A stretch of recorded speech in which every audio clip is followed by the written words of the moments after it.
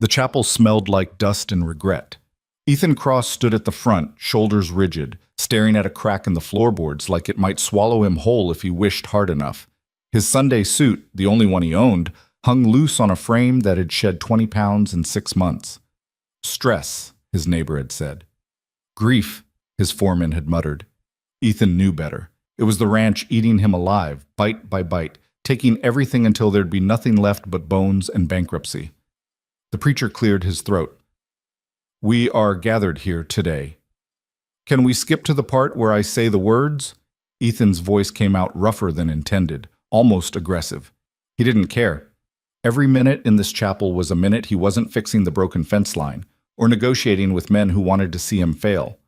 The preacher's face pinched. "Son, marriage is a sacred... It's a contract." This voice came from behind Ethan. Cool. Matter of fact. Feminine, but not soft. Let's not pretend otherwise. Ethan turned. Clara Whitlock stood 3 feet away, dressed in something between gray and brown, practical, forgettable, deliberately plain. Her dark hair was pulled back so tight it looked painful. She wasn't beautiful. That was his first thought. His second thought was that she looked like someone who'd learned early not to expect mercy from the world. Their eyes met. Hers were sharp, calculating. The eyes of someone doing math in her head, weighing costs, measuring risks, finding the least terrible option in a situation with no good ones. "Clara Whitlock?" he asked, though he already knew. Unfortunately. She moved to stand beside him, not touching, leaving a careful foot of space between them. "And you're Ethan Cross, the man who thinks pride is a business strategy." His jaw tightened. The man who works his own land instead of selling it to speculators. The man who's 30 days from losing it because he's too stubborn to look at his own books. The preacher made a strangled sound. "Perhaps we should discuss this." "No." Claire's voice cut clean. "We're here. Let's finish it." Ethan studied her profile. Sharp chin, thin lips pressed together, the kind of face that didn't give anything away. He'd been told she was 26, unmarried, living with her uncle after her parents died, working as a clerk in some office in town. The details had seemed unimportant when he'd agreed to this. A marriage of convenience, a business arrangement, 2 people solving problems with paperwork. He hadn't expected her to be so abrasive. "Fine," he said. "Let's get it done." The ceremony took 4 minutes. The preacher rushed through it like he was afraid one of them might bolt. Ethan said, "I do," without inflection. Clara repeated the words like she was reading from a ledger. There were no flowers, no guests, no one who cared whether this marriage was real or just 2 desperate people grasping at straws. When the preacher said, "You may kiss the bride," Clara held up one hand. "We'll skip that." Ethan almost laughed. Almost. "Suits me fine." They signed the papers in silence. Clara's handwriting was precise, methodical. Every letter exactly the same size. Ethan's signature looked like what it was. The scrawl of a man who'd spent more time holding a shovel than a pen. "It's done," the preacher said, clearly relieved to be rid of them. Clara folded her copy of the marriage certificate with geometric precision and tucked it into her bag. "I have 3 trunks at the station. I assume you have a wagon?" "I have a wagon." "Then let's not waste time." They walked out of the chapel into harsh afternoon sunlight. The town of Blackwater Creek spread out before them, a collection of wooden buildings baking under a relentless sky. This far west, everything was raw, unfinished, like the land itself was still deciding whether to let humans survive here or crush them outright. Ethan's wagon sat at the hitching post. 2 horses, both getting old. The wagon bed was empty except for a coil of rope and a rusted toolbox. Everything about it screamed poverty, barely contained. Clara looked at it without expression. "This is what I married into." "You married into a ranch," Ethan said tightly. 1,500 acres, water rights, grazing land, and debt that exceeds the value of all of it. She climbed onto the seat without waiting for help, moving with efficient economy. "I read the public records. I know exactly what I'm getting into." Ethan swung up beside her and took the reins. "If you knew, why agree?" She was quiet for a moment. When she spoke, her voice was flat. Because my uncle's debts were about to become my debts. He was planning to marry me off to settle them, to a man 40 years older who already buried 2 wives. This way, at least I choose my own cage. Something cold settled in Ethan's chest. That's bleak. That's honest. Clara looked straight ahead. Drive. I want to see what I traded my freedom for. The road to Iron Ridge Ranch cut through open country, rolling hills covered in wild grass, broken by outcroppings of dark rock. Beautiful in a harsh way. Unforgiving. The kind of land that promised nothing except that it would test you every single day. They rode in silence for the first hour. Ethan focused on the road. Clara sat perfectly still, hands folded in her lap, watching the landscape with those calculating eyes. Finally, she spoke. Tell me about the debt. There's nothing to tell. Humor me. Ethan's hands tightened on the reins. My father took loans to expand, bought new equipment, more cattle. He was building something. Then he died. Heart gave out. I inherited everything, the ranch, the plans, and the payments. How much? $8,000. Clara's expression didn't change. And your annual revenue? Last year, $1,200. Year before that, maybe $15,000. So you're earning roughly 15% of what you owe annually. Even if you stopped eating and never spent a dollar on maintenance, you'd need 5 years to pay it off. Except the interest alone is probably eating half your revenue. Ethan's jaw ached from clenching it. I know how math works. Do you? Because from where I sit, you've been pretending you can work your way out of this. You can't. The numbers don't work. They never worked. Your father was either optimistic or a fool. Careful. His voice went dangerous. Clara didn't flinch. I'm not insulting him. I'm stating facts. The expansion plan was flawed. The loans were predatory. And now you're caught in a trap that tightens every month. Unless something changes, structurally, fundamentally changes, you lose everything by summer. That's why you needed me. She was right. Every word. Ethan hated that she was right. My uncle arranged this, Clara continued. He told me you needed a wife to satisfy some clause in the loan agreement. Something about demonstrating stability to the bank. Is that true? Part of it. What's the other part? Ethan guided the horses around a washout in the road. The other part is that I needed someone who could handle numbers, keep books, make sense of contracts I don't have time to read because I'm too busy keeping cattle alive and fences standing. My foreman recommended your uncle, said he knew someone who could help. And you didn't question why my uncle was so eager to offer me up? I was desperate. Desperate people don't ask good questions. Clara nodded slowly. At least you're self-aware. That's something. The sun was dropping toward the horizon when Iron Ridge finally came into view. The ranch house sat on a small rise, a weathered 2-story structure with a sagging porch and missing shutters. The barn was worse. Half the roof had visible gaps. The corral fence leaned at angles that defied physics. Clara stared at it. This is the ranch? This is it. It looks abandoned. It's not abandoned. It's just... Ethan pulled the wagon to a stop. It's been a hard year. It looks like it's been a hard decade. She wasn't wrong. Everything about Iron Ridge screamed decline. Peeling paint, broken boards, the kind of slow-motion collapse that happened when there was never enough time or money to fix things properly. Ethan set the brake and climbed down. I'll get your trunks from the station tomorrow. For tonight, I can show you the house. Clara descended from the wagon with the same efficient grace. She walked toward the house, stopped at the porch steps, tested the bottom one with her foot. It creaked alarmingly. Does the house have running water? There's a pump in the kitchen. Indoor facilities? Outhouses around back. Lovely. She climbed the steps carefully, avoiding the ones that looked most rotted. And the roof? Does it leak? Only when it rains. She turned to look at him. That was a joke? Sort of. You have a terrible sense of humor. Ethan followed her inside. The house smelled musty, closed up, unused. He'd been sleeping in the bunkhouse with the hands for weeks, couldn't stand the emptiness. His father's chair by the fireplace. His mother's kitchen, cold and still. Everything here was a reminder of what he'd lost. Clara moved through the rooms with quick efficiency, cataloging everything. She opened cupboards, checked the stove, examined the pump. Her face revealed nothing. "Where will I sleep?"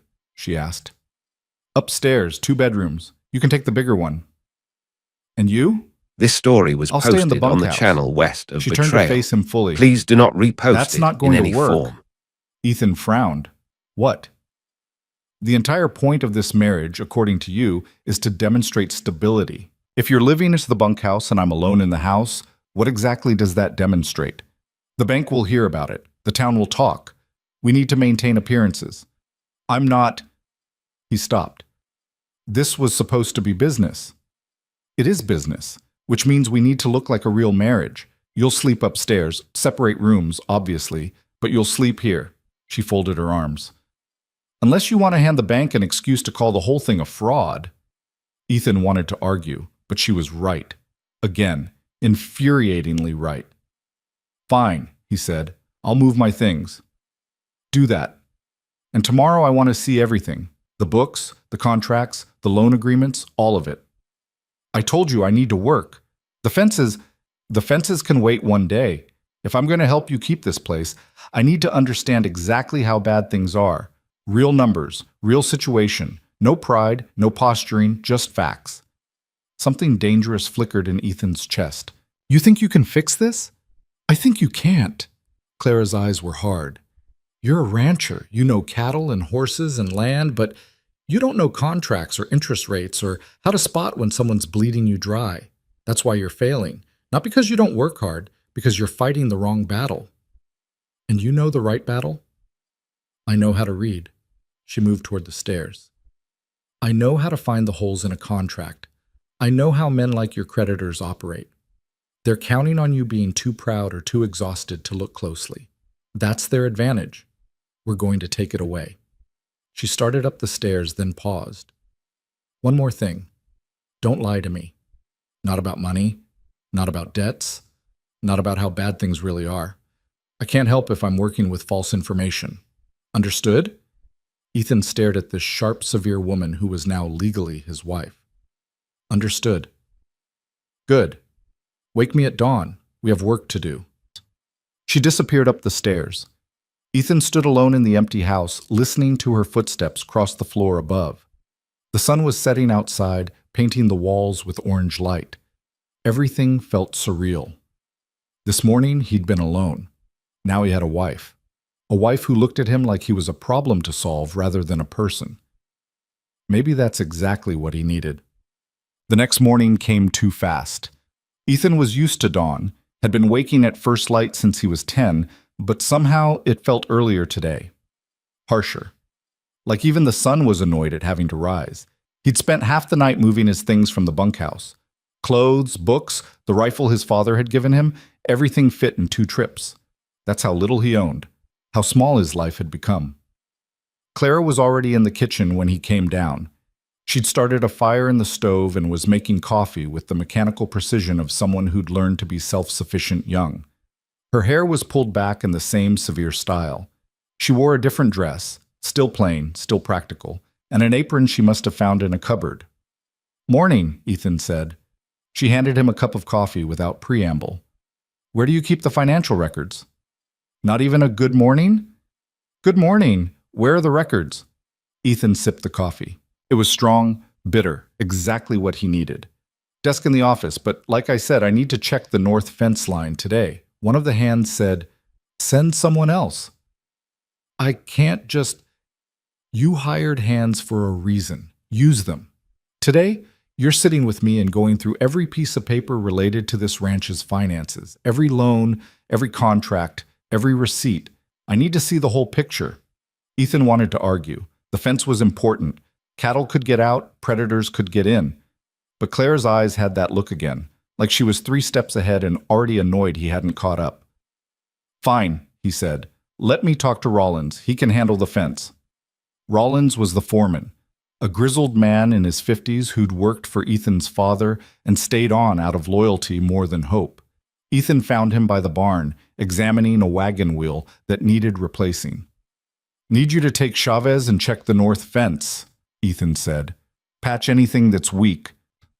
Rollins looked up, surprised. "You're not going?" Got other work today. The foreman's eyes drifted toward the house. Wife settling in? Something like that. Rollins nodded slowly. Heard she's sharp. Town folks say she worked for old man Henderson at the land office, kept his books straight when the whole county was in chaos. You hear that before or after I married her? After.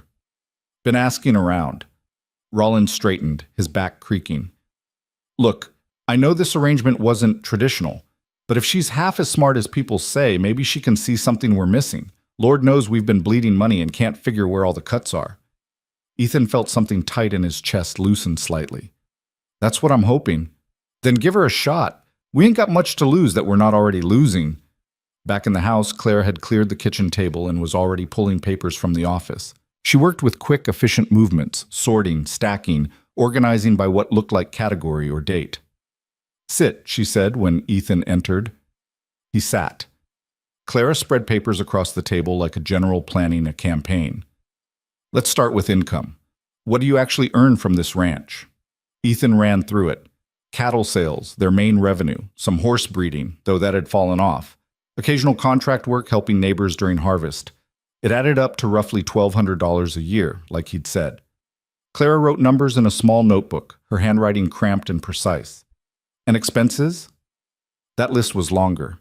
Feed for winter, equipment maintenance, wages for the hands, property taxes, interest on the loans.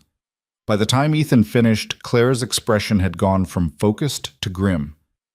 Your expenses exceed your revenue by at least $400 annually, more if you account for things you're not tracking. I know. Then why are you still operating? Because stopping means losing everything. Clara set down her pen. No.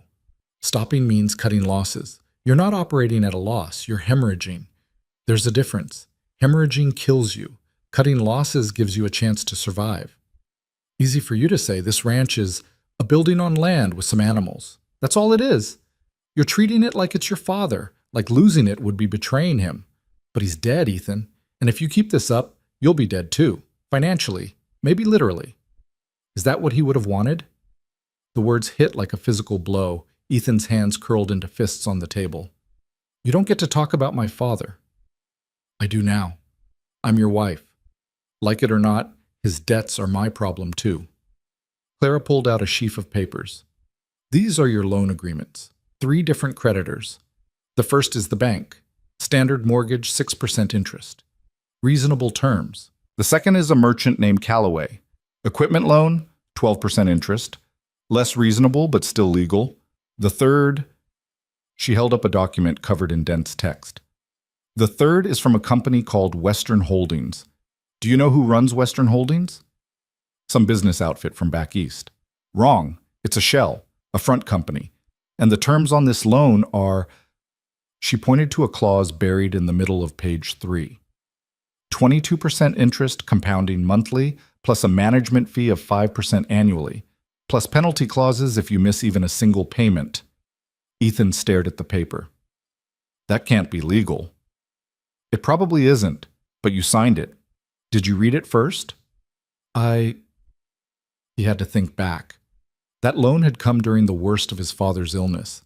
Ethan had been 23, terrified, desperate to save the ranch. A man in a nice suit had shown up with papers and a fountain pen. Ethan had signed where he was told. No, I didn't read it. Then they saw you coming. Claire's voice wasn't cruel, just factual. This loan was designed to fail. The terms guarantee you can't pay it off. Every month you make a payment, most of it goes to interest and fees. The principal barely moves. You could pay for 10 years and still owe almost everything. So what do I do? First, stop paying them. Ethan's head snapped up. What? Stop paying them. Clara tapped the document. This contract is probably unenforceable. The interest rate alone violates territorial usury laws. The management fees are almost certainly fraudulent. If we took this to a judge, we could potentially void the entire agreement. Or I could lose the ranch immediately. You're losing it anyway. Right now you're doing it slowly, bleeding out payment by payment. This way, we force them to fight us in court. That buys time. And time is what we need. Ethan felt dizzy. You're talking about going to war with people who loan money for a living. I'm talking about not rolling over and dying. Clara's eyes were fierce. These people, This Western story Holdings, was posted whoever on really the channel runs it, west of they're betting Betrayal. you won't fight back. Please do not That you'll be repost too it in any intimidated or form. too exhausted or too proud to question them. That's how they win. They make you complicit in your own destruction. And if we're wrong, if the judge sides with them, then we're exactly where we'd be anyway, losing the ranch. But at least we'll have tried. At least we'll have made them work for it. Ethan looked at this woman across the table from him, this stranger who was now his wife. She was proposing something that terrified him, not because it was risky, but because it meant admitting he'd been played, that his father had been played, that everything they'd built was being taken not through bad luck, but through deliberate exploitation. "There's more," Clara said quietly. "Calloway, your equipment creditor. He's also your main supplier. You buy feed, tools, hardware from him, yes? He gives me credit when I need it. He gives you credit at inflated prices. I check the market rates. You're paying 15 to 20% more than you should on basic supplies. And I'm guessing when you can't pay cash, he adds it to your account with interest?" Ethan's stomach turned. "Yes. So you're being bled from multiple directions. The loan from Western Holdings, the supplies from Calloway. How much do you owe him? Maybe 1,800? For what should have cost 1,500 at fair prices? He's making 300 extra just by exploiting your desperation." Clara leaned back. "This is a system, Ethan. Not bad luck, not poor management, a deliberate system designed to extract everything you have until there's nothing left. Your father got caught in it. Now you're caught in it. And unless we break it, it will kill this ranch." The kitchen felt too small suddenly. Ethan stood, walked to the window, stared out at his land. His father's land. Every acre paid for with sweat and hope, and probably too much optimism. "How do we break it?" he asked. Carefully, strategically. Clara joined him at the window. "First, we stop paying Western Holdings. Second, we confront Calloway, publicly. Force him to justify his prices in front of people who know they're inflated. Embarrass him. Make it cost him more to keep exploiting you than to give you fair terms. He'll cut me off completely. Then we find other suppliers. Blackwater Creek isn't the only town within riding distance. The others are 2 days away. Then we make do. Ethan, you have to understand, you can't keep operating under their terms. Every dollar you give them is a dollar you'll never get back. We have to change the game entirely." Ethan turned to look at her. "Why are you doing this?" "Because I'm angry." The answer surprised him. "At me?" "At them. At men like my uncle who use people as commodities. At systems built to crush anyone without power." Her jaw was tight. "I've spent my entire life watching people get exploited. Quietly, legally, bit by bit. My parents lost everything to a bad contract they didn't understand. My uncle used me as leverage to clear his own debts. I'm tired of it. I'm tired of watching and doing nothing." "So this is revenge?" "This is justice." Clara's eyes met his. "And if we pull this off, if we actually beat them, it won't just save your ranch. It'll prove that people like us don't have to accept what we're given, that we can fight back." Something shifted in Ethan's chest. This wasn't just a business arrangement anymore. Clara wasn't just helping him keep the ranch, she was waging her own war, and his fight happened to be the battlefield. "All right," he said. "Tell me what to do." Clara smiled. It was small, fierce, and slightly terrifying. "First, we gather evidence. Every receipt, every contract, every letter. Then we find allies, people in town who've been hurt by Calloway or Western Holdings. We're not alone in this. Others have been exploited too. They're just too scared or too isolated to speak up. We change that." "How?" "By making noise, by forcing everything into the light." She moved back to the table, pulled out a fresh sheet of paper. "I'm going to write a letter to the Territorial Commerce Board. It'll detail everything, the usurious interest, the price gouging, the fraud. It might not result in immediate action, but it creates a record, makes it harder for them to operate quietly. They'll retaliate. Probably. We need to be ready for that." Ethan sat back down. "What does ready look like?" "It looks like us being smarter than they expect. Faster. More organized. They think you're just a stubborn rancher who'll keep working until you drop. They think I'm just a woman, easy to ignore. We use those assumptions against them. For the next hour, they worked. Clara drafted letters, organized documents, created lists of people to contact. Ethan provided names, details, everything he knew about how Callaway operated, and who else in the area might have grievances. By midday, they had a plan. Rough, risky, but a plan. Clara sat back, rubbing her eyes. This is going to get worse before it gets better. You understand that? I've been bracing for worse for months. Not like this. We're going to make enemies, powerful ones. We? She looked at him. Yes. We. Like it or not, we're in this together now. Ethan felt something unexpected. Not quite trust, not yet, but maybe the foundation of it. This cold, sharp woman who'd agreed to marry him for escape was turning out to be the first person in months who saw the situation clearly and wasn't afraid to say it out loud. Clara? Yes? Thank you. She waved it off. Thank me when we win. And if we don't win? Then at least we'll have tried. That has to count for something. The next day, Clara went into town. Ethan had offered to come with her, but she'd refused. You showing up will put people on guard. Let me do this quietly. So he worked, repairing what he could, checking on cattle, avoiding thinking too hard about what Clara might be walking into. She returned just before sunset, riding the old mare he'd lent her. Her dress was dusty. Her face unreadable. Well? Ethan asked as she dismounted. Clara handed him the reins. I visited 4 merchants. 2 of them have had dealings with Callaway. One confirmed he charges different customers different prices. Whatever he thinks they'll pay. The other said Callaway threatened to cut him off from suppliers if he undercut him. That's illegal. It's also hard to prove without people willing to testify. And they're all scared. Clara brushed dust from her sleeves. But I also went to the land office, talked to my old supervisor. He remembers Western Holdings. Said they appeared about 5 years ago, bought up several distressed properties, then disappeared. He thinks they're operating out of the territorial capital now. So they're bigger than I thought. Much bigger, which means we need to be careful. But it also means they have more to lose if we expose them properly. Ethan frowned. How do we do that? I'm working on it. There's a territorial auditor who investigates financial crimes. If we can get him interested. She trailed off. It's a long shot, but it's something. Over the next 2 weeks, a pattern emerged. Ethan worked the ranch. Clara worked the problem. She wrote letters, made visits to town, met with people who might help. She was relentless. Waking early, staying up late, always pushing forward. And slowly, things began to shift. A merchant in the next county agreed to supply them at fair prices.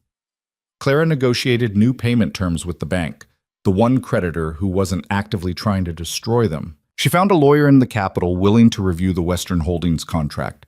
But then Callaway made his move. It started small. A delivery that didn't arrive. Supplies that were suddenly unavailable. Then came the letter, cold, formal, demanding immediate payment of the full $1,800 owed, or they'd file a lien against the ranch. Clara read it twice, then crumpled it up. What did it say? Ethan asked. Exactly what I expected. He's trying to force our hand before we can expose him. So we pay him? We confront him. The next morning, Clara put on her plainest dress and walked straight into Callaway's store on Main Street. Ethan followed, uncomfortable in town, uncomfortable with what was about to happen. The store was busy, ranchers buying supplies, women shopping for dry goods. Callaway stood behind the counter, a thick man with small eyes and a smile that never reached them. Mrs. Cross, he said when he saw Clara, come to make good on your husband's debts? I've come to discuss your prices, Clara said clearly, loudly enough that nearby customers turned to look. Callaway's smile tightened. This isn't the place. It's exactly the place. You sent a letter demanding $1,800. I've reviewed our purchases over the past year. Based on market rates, we should owe $1,400 at most.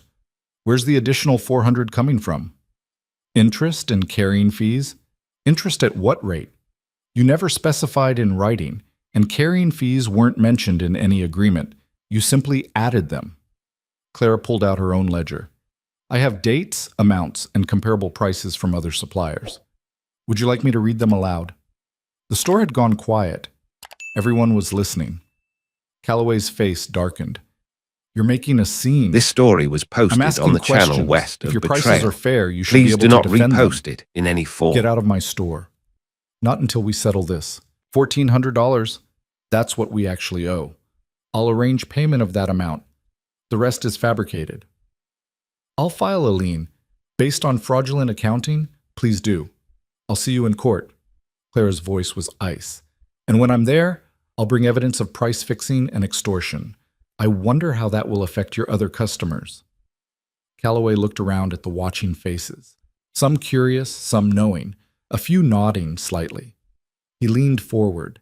You have no idea what you're starting. I know exactly what I'm starting. The question is whether you're prepared for it. Clara turned and walked out. Ethan followed, his heart pounding. Outside, she didn't stop, didn't slow down, just kept walking until they were away from the store. That was insane, Ethan said. That was necessary. Clara's hands were shaking slightly, the first crack in her composure he'd seen. He needs to know we won't roll over. Everyone needs to know. What if he'll do something? They always do. She took a breath, steadied herself. We need to be ready. That night, they sat at the kitchen table, planning for retaliation that would certainly come. But for the first time since his father's death, Ethan didn't feel alone. He had an ally, a partner, someone willing to fight beside him. And maybe, just maybe, that would be enough. Calloway's retaliation came faster than expected.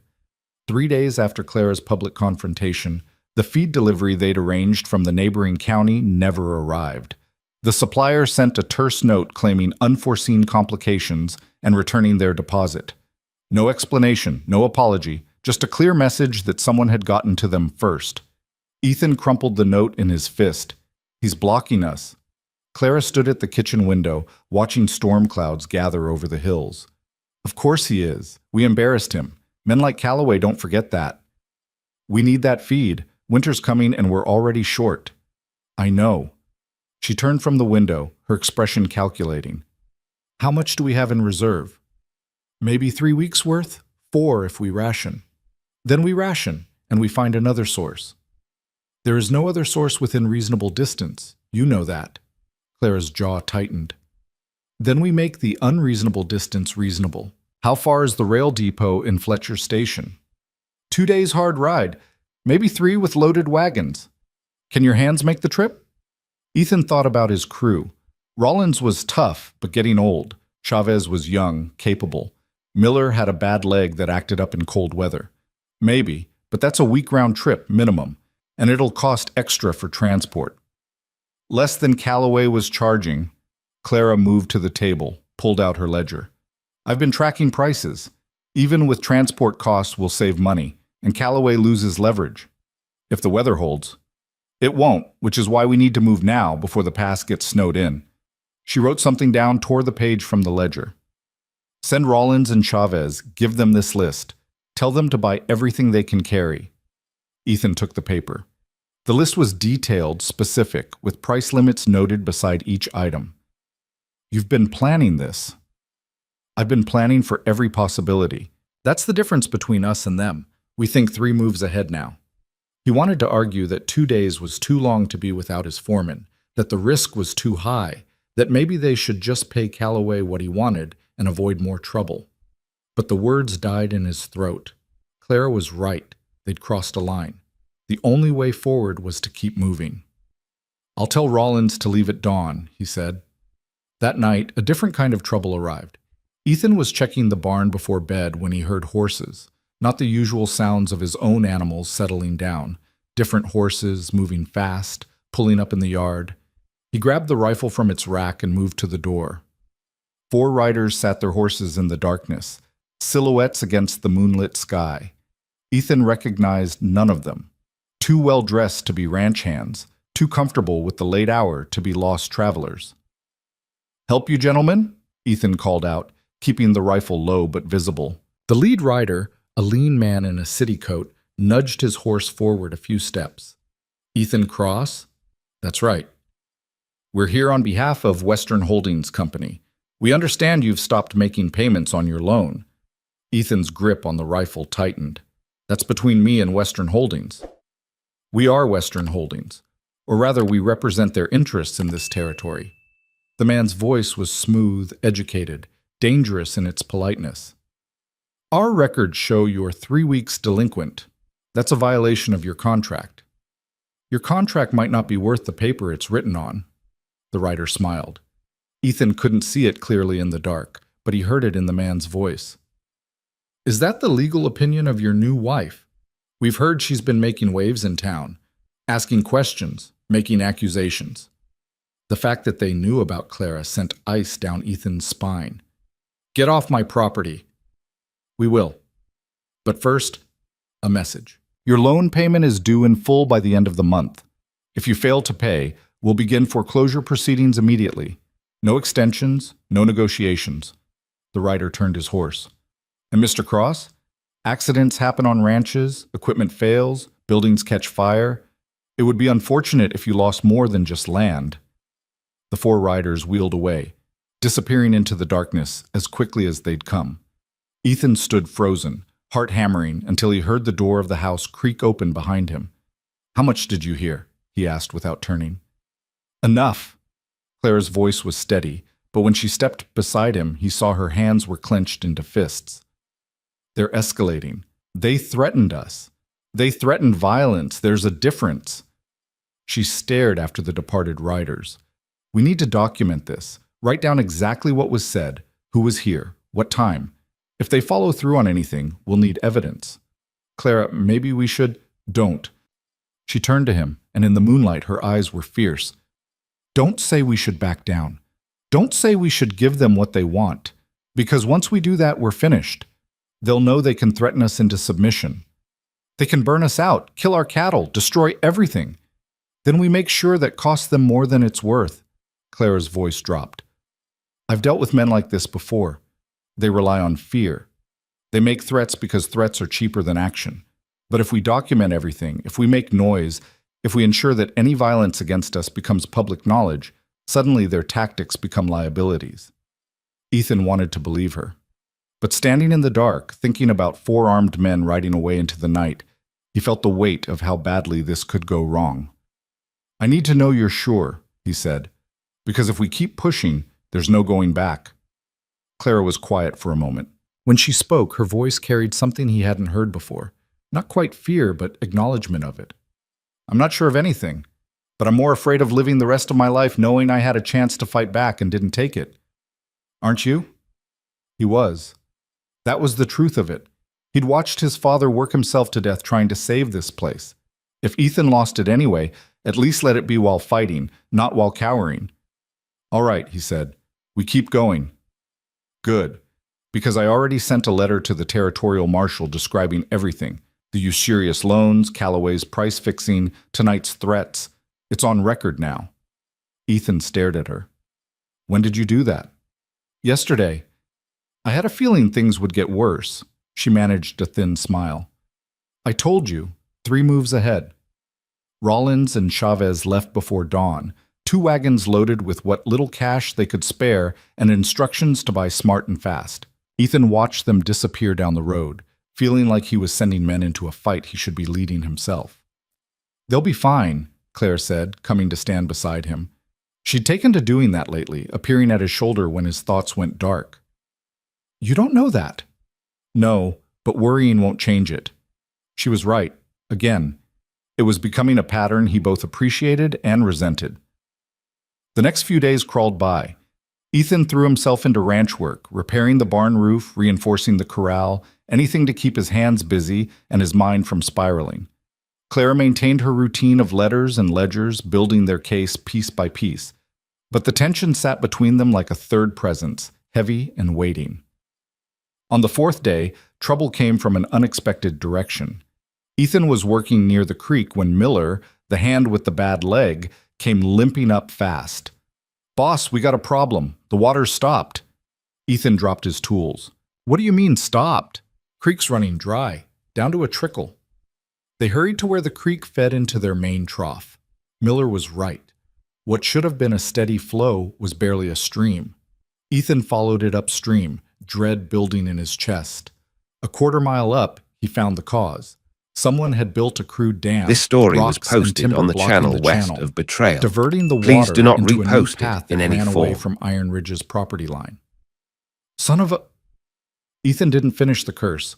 He just stared at the dam, rage and helplessness warring in his gut.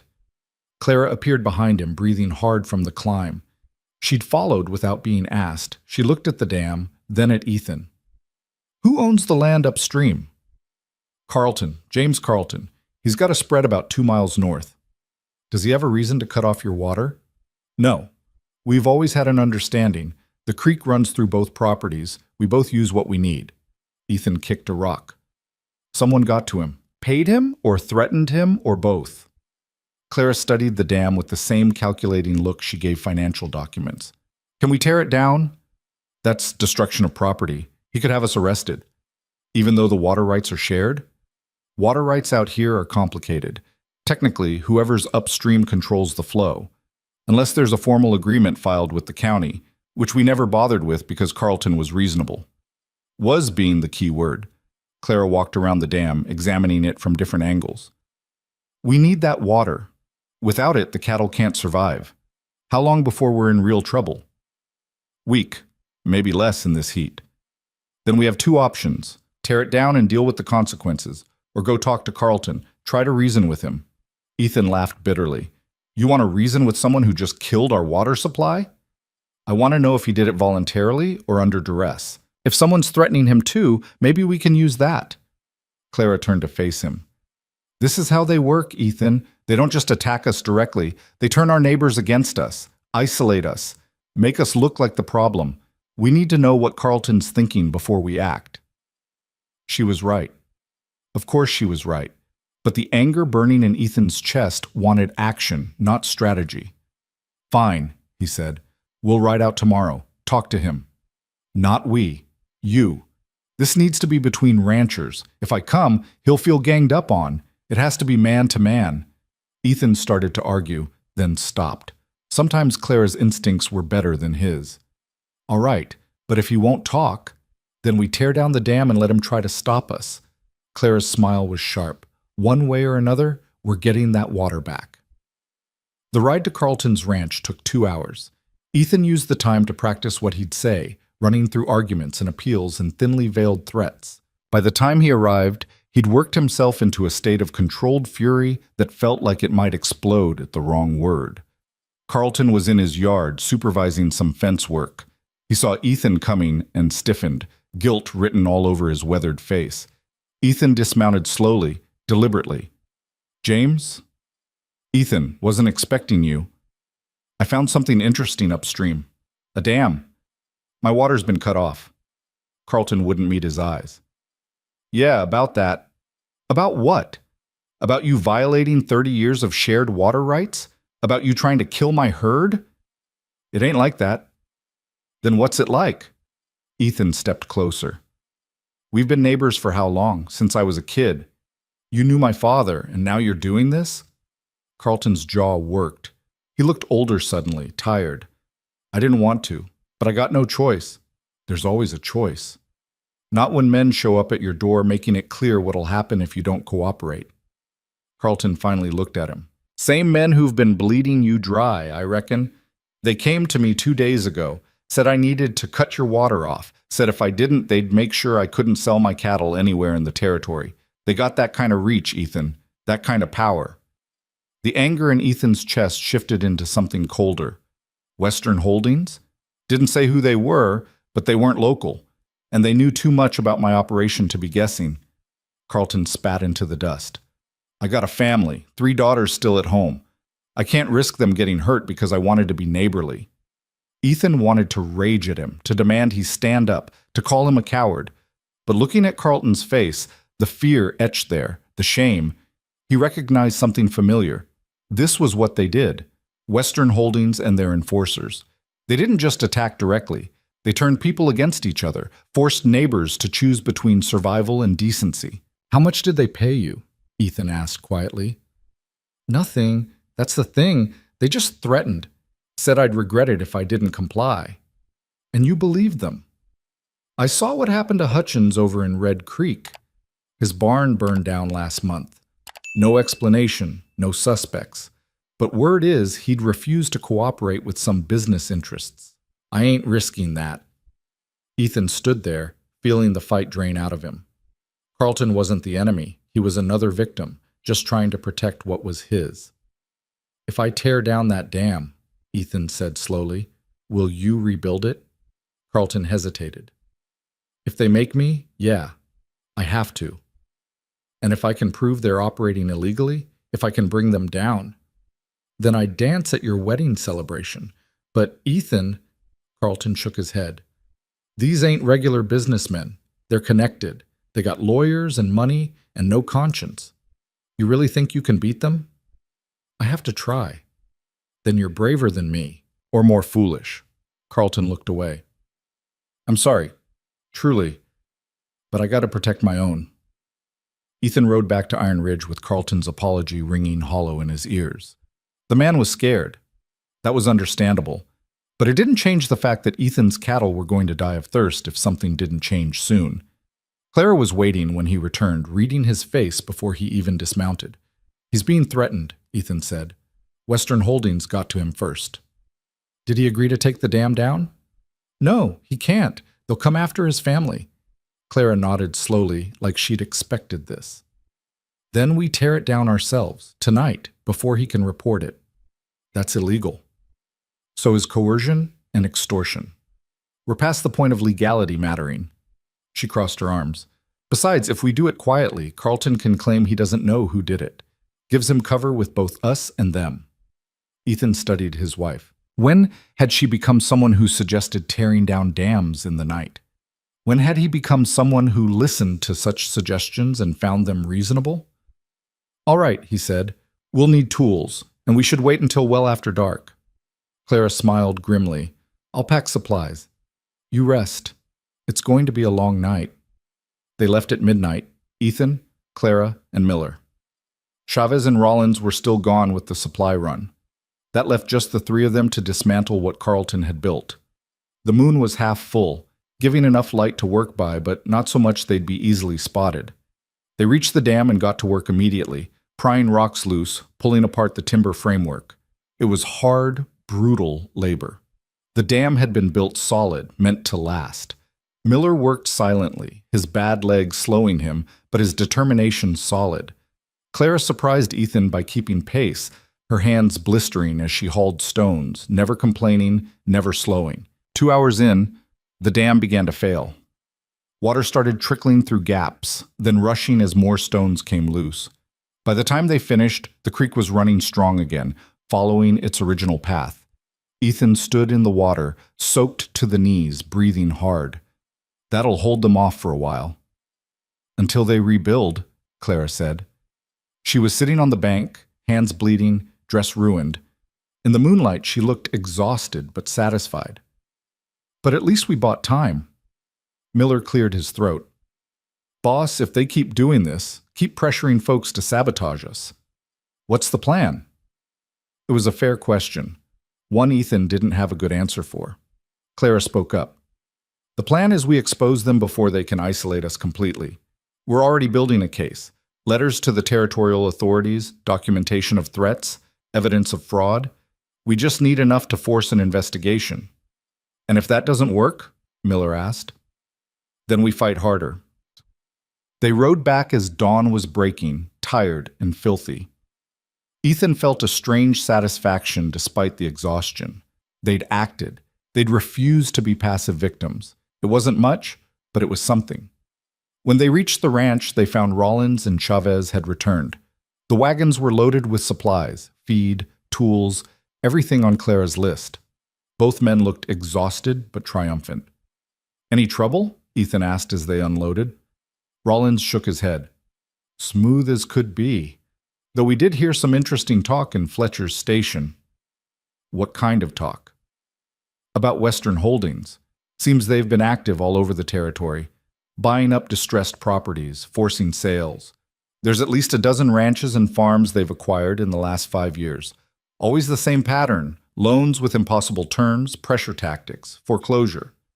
Clara appeared at Ethan's side. Did anyone mention how they operate? Who runs them? Chavez spoke up, his accent thick but his English clear. This story There was was talk of a posted man, on the channel west Victor of Hale. Betrayal.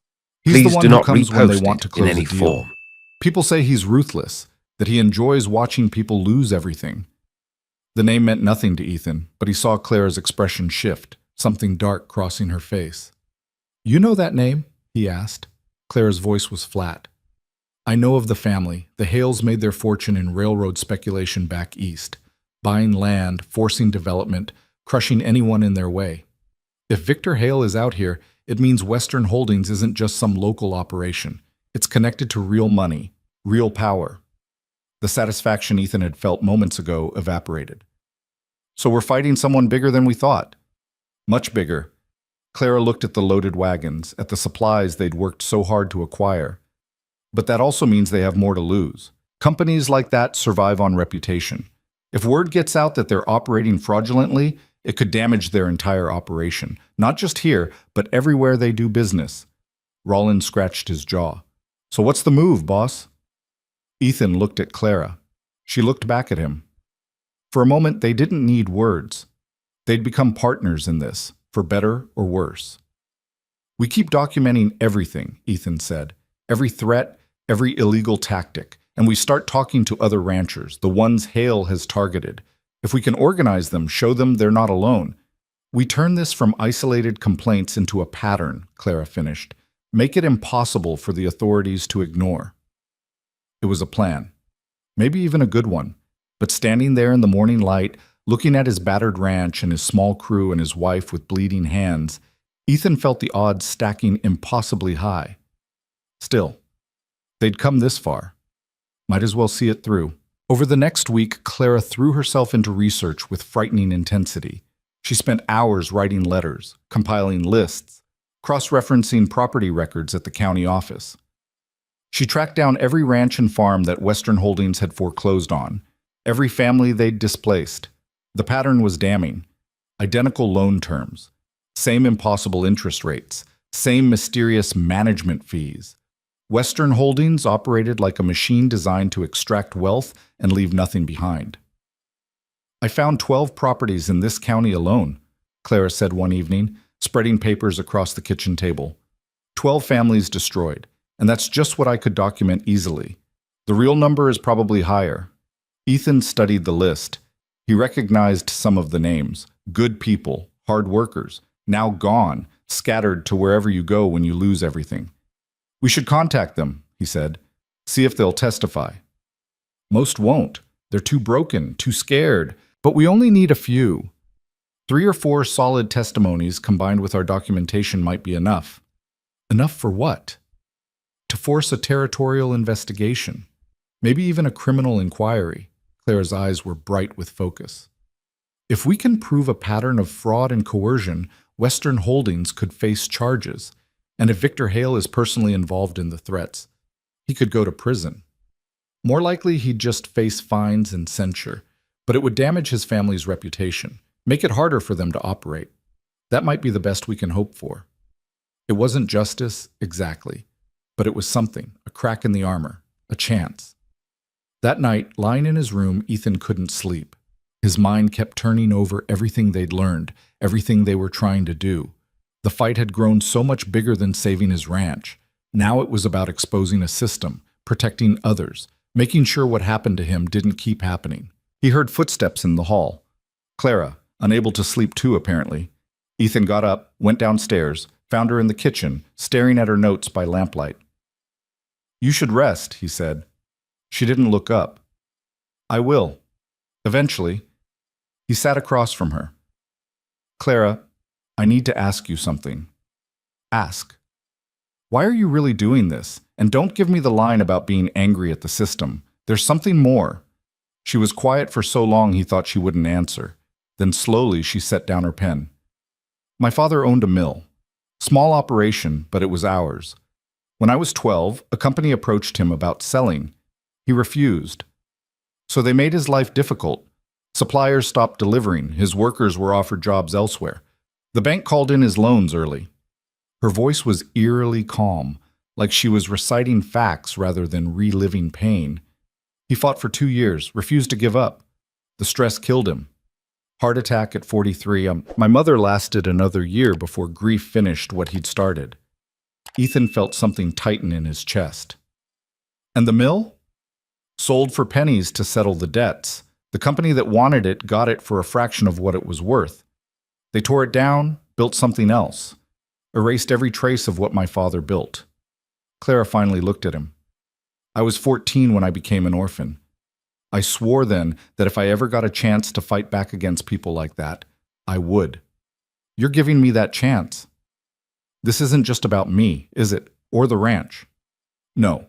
It's about every person who ever got crushed by people with more money and fewer morals. It's about refusing to accept that power always wins. Her hands clenched on the table. Maybe we'll lose. Probably we will. But at least I'll know I tried. Ethan reached across the table, covered her hand with his. It was the first time he'd touched her since their wedding. Her skin was rough from work, her knuckles scabbed from tearing down Carlton's dam. We're not going to lose, he said. Clara's smile was sad. You can't promise that. No, but I can promise we'll make them bleed for every inch. That has to count for something. She turned her hand over, squeezed his briefly, then pulled away. Get some sleep, Ethan. Tomorrow we start contacting the other victims. We need testimonies, real people telling real stories.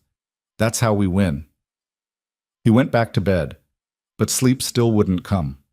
He kept thinking about Clara at 14, watching her parents' lives destroyed, kept thinking about his own father, working himself to death trying to hold on to something that was being systematically stolen. Maybe Clara was right. Maybe this wasn't about winning or losing. Maybe it was about refusing to die quietly. The next morning brought new trouble disguised as old business. A writer arrived, young man in a clerk's outfit, carrying official-looking papers. He handed them to Ethan with obvious nervousness. What is this? Ethan asked. Foreclosure notice, sir. Western Holdings Company is exercising their right to seize the property due to non-payment. You have 30 days to vacate. The words hit like a physical blow. Clara appeared beside him, took the papers, scanned them quickly. This isn't legal, she said. The loan terms are under dispute. They can't foreclose while that's being contested. The clerk shifted uncomfortably. Ma'am, I just delivered the papers. You'll have to take that up with the company. Who signed this? Clara demanded. The clerk pointed to a signature at the bottom. Ethan leaned in to look. Victor Hale. He's here, Clara said quietly. In the territory. The clerk nodded. Arrived 3 days ago. He's handling the Iron Ridge matter personally. After the clerk left, Ethan and Clara stood in the yard, the foreclosure notice heavy in their hands. 30 days, Ethan said. That's all we have left. Clara's expression was grim. Then we have 30 days to destroy him first. The name Victor Hale hung in the air between them like smoke from a fire they couldn't put out. Clara moved first, striding back into the house with the foreclosure notice clutched in her hand. Ethan followed, watching as she spread the document across the kitchen table alongside all her other carefully organized papers. She studied it with the same intensity she gave everything, like if she stared hard enough she could find the weakness that would make it all fall apart. 30 days, she said again, but this time her voice carried something different. Not defeat. Calculation. That's actually longer than I expected. Longer? Ethan leaned against the doorframe, arms crossed. They're kicking us off our land, and you think that's generous? I think it means he wants something more than just the property. Clara tapped the signature. Victor Hale could have pushed this through in a week if he wanted. 30 days means he's giving us time to panic, to make mistakes. Or maybe... She paused, eyes narrowing. Maybe he wants us to fight back publicly so he can crush us as an example. Then we don't give him what he wants. No, we give him exactly what he wants. We fight back so loudly and so publicly that crushing us becomes impossible without exposing what he's doing. Clara looked up at him. We turn his trap into ours. Ethan pushed off from the doorframe. How? The town council meets next week. It's a public forum. Anyone can speak. She stood, began pacing the kitchen with quick, sharp steps. I'm going to request time to address them. I'll present everything we've documented. The fraudulent loan terms, the coercion, the price fixing, the threats. I'll name Victor Hale directly and accuse Western Holdings of systematic fraud. That's insane. You'll paint a target on your back. The target's already there. At least this way I get to shoot first. Clara stopped pacing, faced This him. story was Ethan, posted on they're the counting channel on us west being of too scared to Betrayal. make noise. Please do not Every family repost they've it in any destroyed stayed form. quiet because they were ashamed or afraid or both. We break that pattern. We make it loud and messy and public. Force the territorial authorities to pay attention. And if they don't? If the council dismisses you or Hale has enough influence to bury it? Then at least everyone will know. The other ranchers, the merchants, the people in town, they'll see what's happening. Maybe some of them will decide they don't want to be next. Maybe they'll start asking their own questions. Clara's jaw set in that stubborn line he'd come to recognize. We can't win by being quiet. We have to be the opposite of quiet. Ethan wanted to argue, wanted to find a safer path, a smarter strategy. But looking at Clara, at the fierce determination in her eyes, the way she held herself like she was already at war, he realized something had shifted. This wasn't his fight anymore. It was theirs. And she was better at this kind of battle than he'd ever be. All right, he said. When do we start? Now, I need you to ride to the Hutchins place, the family whose barn burned. See if Martha Hutchins will talk to me.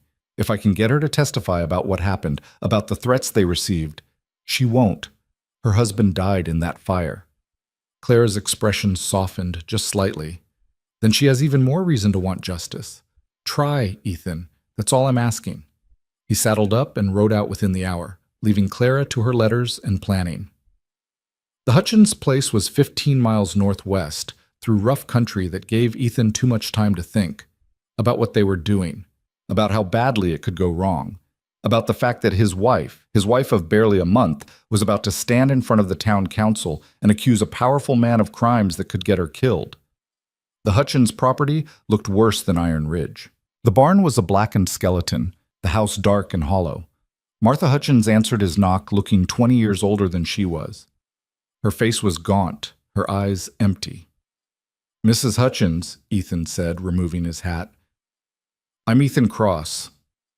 I don't know if you remember. I remember. You came to the funeral. Her voice was flat, drained of everything. What do you want? To talk. About what happened. About who might have been responsible. Something flickered in her dead eyes. Anger, maybe. Or just the ghost of it. What's it matter now? He's gone. The barn's gone. Everything's gone. It matters because they're doing it to others. They're trying to do it to me. Ethan kept his voice gentle. My wife wants to expose them, bring charges. But she needs testimony from people who've been hurt, people willing to speak up. Martha laughed, a sound like breaking glass. Speak up? To who? The law doesn't care. The council doesn't care. Everyone just wants to pretend it was an accident so they don't have to think about being next. Maybe they'll care if enough people speak up at once. If we can show a pattern. A pattern? Martha's voice rose. You want a pattern? Ask the Daltons. Ask the Reeves. Ask the Mitchells. All of us had loans through Western Holdings. All of us had accidents or problems right when we couldn't pay, and all of us lost everything. She gripped the doorframe. But none of us can prove anything. That's how they work. They're smart about it, careful. Then help us be smarter. Help us catch them. Martha looked at him for a long moment. Why? What's in it for me? My husband's dead. My land's being sold for taxes. I got nothing left they can take. Justice. Justice. She spat the word. Justice doesn't feed my children or bring back what I lost. Justice is just a pretty word people use when they can't actually help. Ethan felt the hope draining out of him. So you won't testify? I didn't say that. Martha stepped back. Come inside. If I'm going to tell you what happened, I'm not doing it on the porch where anyone can hear. Inside, the house was sparse. Furniture sold off, possessions packed. Martha poured them both coffee from a pot that had been sitting too long, and they sat at a kitchen table that reminded Ethan painfully of his own. 3 months ago, Martha began, 2 men came to our door, said they represented Western Holdings, said we were behind on payments and needed to catch up immediately. My husband told them we were negotiating new terms, that we had an agreement to defer some payments until after harvest. She stared into her coffee. They said there was no agreement, that we'd made it up. Called my husband a liar to his face. Did you have the agreement in writing? We thought we did. But when John went to get the papers, they were gone, missing from where we kept them. We looked everywhere. Martha's hands shook slightly. Then the threats started. Little things at first. Our milk cow got out somehow, wandered onto the road, nearly caused an accident. Some fences got cut, tools went missing, but nothing we could prove was deliberate. Ethan's chest tightened. It was exactly the pattern Clara had described, pressure and intimidation disguised as bad luck. Then the barn burned, Martha continued. Middle of the night, John ran out to save the horses. The fire spread so fast, her voice broke. They said it was a lantern left burning, an accident, but John never left lanterns burning. He was careful about that. Always careful. But you think someone said it? I know someone said it, because the day before one of those men came back, told John that accidents happen to people who don't cooperate, said it would be a shame if something happened to our property. She looked up at Ethan. And then it did. The very next night. You tell me that's coincidence. Did you tell the marshal? The marshal talked to the men from Western Holdings. They said they'd never made threats. Said we were upset about the debt and making up stories. The marshal believed them, or pretended to. Either way, nothing happened. Ethan set down his coffee. If my wife brings this to the town council, if she names Western Holdings publicly, would you be willing to tell your story? Exactly like you just told me? Martha was quiet for a long time. If I do that, they'll come after me harder. I got 2 children to think about. If you don't, they'll keep doing this to others. More families destroyed. More accidents that aren't accidents. That's not my responsibility. No, it's not. But it could be your choice. Ethan leaned forward. I won't lie to you, Mrs. Hutchins. This is dangerous. Speaking up could make things worse for you, but staying silent guarantees nothing changes. And maybe if enough of us speak up at once, they can't silence all of us. Martha's jaw clenched. Ethan could see her wrestling with it, fear against anger, self-preservation against the desire for someone to pay for what they'd done. Finally, she nodded. I'll do it. Not because I think it'll work, but because I want them to know that I know, that John knew, that they didn't fool us even if they fooled everyone else. Ethan rode back to Iron Ridge with Martha's promise and a sick feeling in his stomach. He'd just asked a widow with children to risk everything. Again. The weight of it sat heavy on his shoulders. Clara was waiting in the yard when he arrived, her face eager with questions. She'll testify, Ethan said as he dismounted. But Clara, she's got kids. If this goes wrong, I know, believe me, I know. Clara's expression was troubled. I've been thinking about that all afternoon, about what we're asking people to do. But Ethan, if we don't fight, they win, and they'll keep winning. Someone has to be first. First to what? Get hurt? Get killed? First to say no. Clara moved closer. I've been going through the territorial codes. There are laws against what Western Holdings is doing. Real laws with real penalties. But nobody's enforcing them because nobody's making enough noise to force enforcement. That's what we're going to change. Over the next 3 days, Clara worked like someone possessed. She drafted a formal complaint to present to the town council, documenting every piece of evidence they had. She contacted 2 more families who'd been foreclosed on by Western Holdings. One agreed to testify, the other refused but provided written statements. She wrote to the territorial auditor, the land office, even a newspaper editor in the capital. Ethan watched her burn through candles late into the night, her handwriting getting messier as exhaustion set in but never stopping. He tried to help but mostly felt useless. This wasn't his arena. He could work cattle and mend fences and survive on grit and determination. But this, legal battles fought with papers and testimony, this was Clara's domain. On the 4th day, word came that Victor Hale wanted to meet. The message arrived with a different clerk, delivered with stiff formality. Mr. Hale requests the presence of Mr. and Mrs. Cross at the Blackwater Hotel, tomorrow at noon, to discuss the possibility of an amicable resolution to the current dispute. Clara read it twice, her face unreadable. He's worried, or he's setting a trap. Maybe both. She folded the note. But we're going. I want to see him in person. Want to watch his face when we tell him we're not backing down. Clara, we're going, Ethan. This is our chance to make him understand we're serious. The next This morning story was dawned clear posted and on the cold. channel west They of dressed Betrayal. carefully. Ethan Please in do his not Sunday repost suit, it in Clara any in the form. best dress she owned, which still looked worn and practical. They rode into Blackwater Creek together, neither speaking much. The tension between them felt different now. Not conflict, but shared purpose. They were heading into something dangerous, and they both knew it. The Blackwater Hotel was the finest building in town, 2 stories of painted wood with actual glass windows. Ethan had never been inside. His father had once said it was where people went to spend money they didn't need to impress people who didn't care. The lobby smelled like cigars and furniture polish. A clerk directed them to a private dining room on the 2nd floor. Ethan's hand instinctively went to where his gun would be, except he wasn't wearing one. Clara had insisted they come unarmed. "Don't give him any excuse to claim we threatened him," she'd said. The dining room door was open. Inside, a man sat at a table with papers spread before him, a cup of tea steaming at his elbow. He looked up when they entered and smiled. Victor Hale was younger than Ethan expected, maybe 40, with sharp features and expensive clothes. He had the kind of face that could be handsome or cruel depending on his expression. Right now it was carefully neutral, almost pleasant. "Mr. and Mrs. Cross, thank you for coming." His voice was educated, Eastern. "Please, sit." They sat. Ethan felt like he was negotiating with a snake. Hale gestured to a pitcher of water and glasses on the table. "Help yourselves. I took the liberty of ordering lunch, though I suspect we'll be too busy talking to eat much." He leaned back in his chair, studying them with open curiosity. "I've heard interesting things about you both. You've been quite busy this past month." Claire's expression didn't change. "We've been defending ourselves."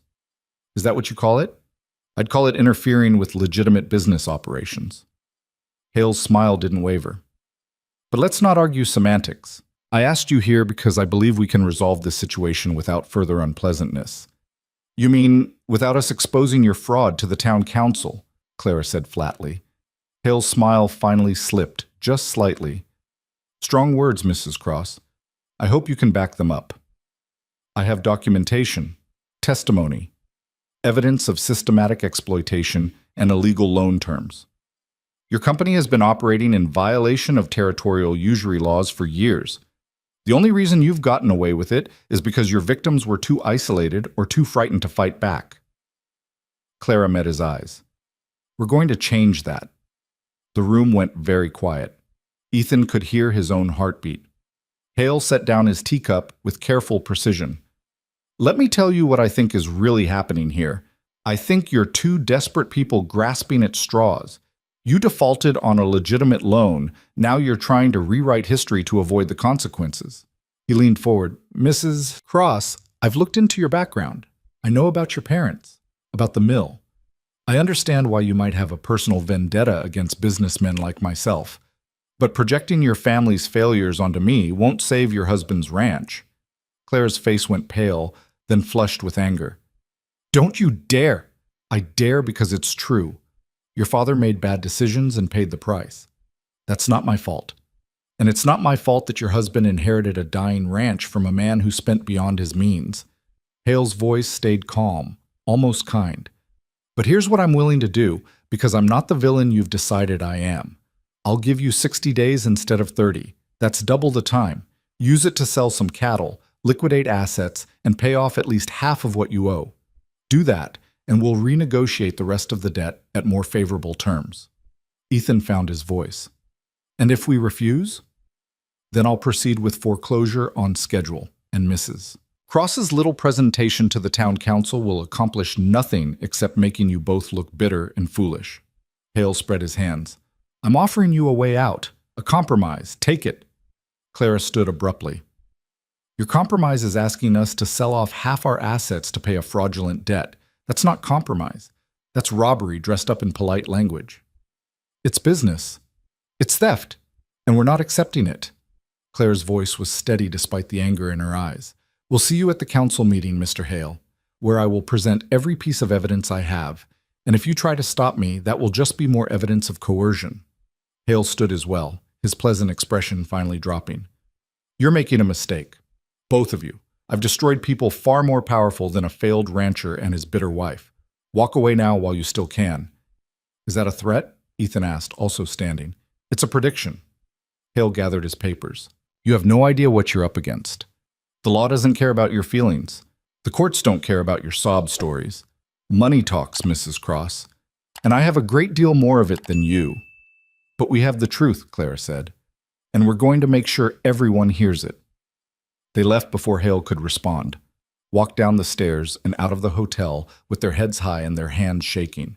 Only when they were back on their horses, riding out of town, did Clara finally let out a shaky breath. That went well, she said, her voice brittle. Ethan almost laughed. Almost. He knows we're serious now. He also knows exactly how to hurt me. Bringing up my parents like that. Clara's hands tightened on the reins. He did his research, which means he's taking us seriously as threats. Or he's trying to intimidate you. Probably both. Clara was quiet for a moment. Ethan, there's something I need to tell you about my uncle. About why he was so eager to arrange our marriage. Ethan glanced at her. What about him? He owes money to Western Holdings too. I found the records when I was going through property documents at the county office. That's why he pushed me toward you so hard. He was hoping if you went down, your failure would somehow satisfy his creditors. Make them leave him alone. Clara's voice was tight. He sold me out to save himself, and I walked right into it because I didn't have any better options. The betrayal in her voice made something twist in Ethan's chest. Did Hale mention your uncle today? No, but he knows. I could see it in his eyes. He knows about the connection, about why the marriage happened. Clara looked at him. I'm sorry for dragging you into my family's mess on top of your own. Stop apologizing. We're past that. Ethan guided his horse closer to hers. Besides, you're the only reason I have any chance at all. Without you, I'd have already lost everything. We might still lose everything. Maybe. But at least we'll lose it fighting. They rode the rest of the way in silence, but it was different than before. Not comfortable exactly, but companionable. Like they'd crossed some invisible line and there was no going back. The town council meeting was scheduled for the following Tuesday. Clara spent the intervening days preparing her testimony, rehearsing her delivery, anticipating every possible counterargument. Ethan watched her become something fierce and focused, a weapon aimed at Victor Hale and everything he represented. On Monday night, the barn burned. Ethan woke to Miller pounding on the bedroom door, shouting about fire. He threw on clothes and ran outside to find the barn fully engulfed, flames tearing through the old wood like it was paper. The crew was already there with buckets, fighting uselessly against the inferno. The horses had been saved. Someone had the presence of mind to get them out first, but everything else was lost. Tools, hay, tack, everything. They fought the fire for hours, mostly to keep it from spreading to other buildings. By dawn, the barn was a smoking ruin. Ethan stood staring at the destruction, covered in soot and ash, feeling something break inside him. This had been deliberate, had to be. The timing was too perfect. The night before Clara's testimony, the same tactic used on Hutchins. Clara appeared beside him, her face white in the early light. This is my fault. No, this is them showing what they're willing to do. I pushed too hard. I made it too public. Now you've lost a building. Ethan turned to face her. Just a building. Nobody died. The horses are safe. We can rebuild. With what money? With what time? Ethan, they're going to keep doing this until we have nothing left. Then we make sure tomorrow means something. He gripped her shoulders. You wanted a fight. This is what fighting looks like. They burn barns. We expose them in public. That's the deal. Clara's eyes were wet. What if it's not enough? Then at least we tried. Rollins approached, his face grim. Found something, boss. Might want to see this. They followed him around to the back of what remained of the barn. In the mud, clear as day, were boot prints, large, deliberate, heading away from the structure, and next to them the smell of kerosene still lingering in the air. Arson, Rollins said. Plain as day. They didn't even try to hide it. Clara knelt, studying the prints. We need the marshal. We need this documented. Marshal won't come, Miller said from behind them. I already tried. This story was He said posted barn on the fires are channel common. west of Accidents Betrayal. happen. Please do not This repost wasn't it an in accident, any and he form. knows it.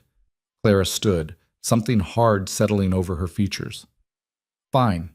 We document it ourselves. Photographs if we can get them. Testimony from everyone who saw it. And tomorrow, when I stand in front of that council, I'll tell them exactly what happened here.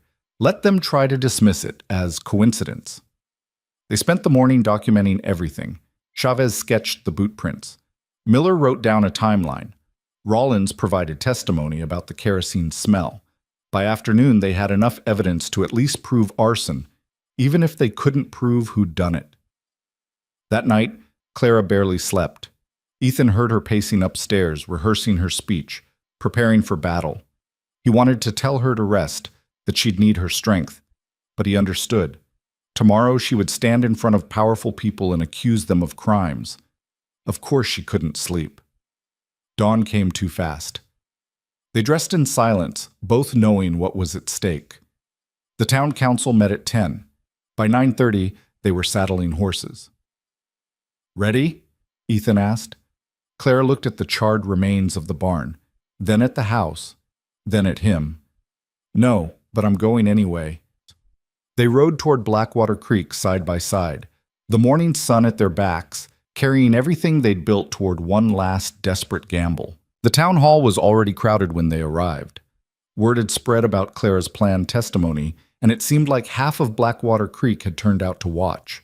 Some faces were curious, others hostile, a few sympathetic. Ethan recognized merchants, ranchers, townspeople who'd never spoken to him before, but now studied him with open interest. Victor Hale sat in the front row, perfectly composed, flanked by two men in expensive suits who were probably lawyers.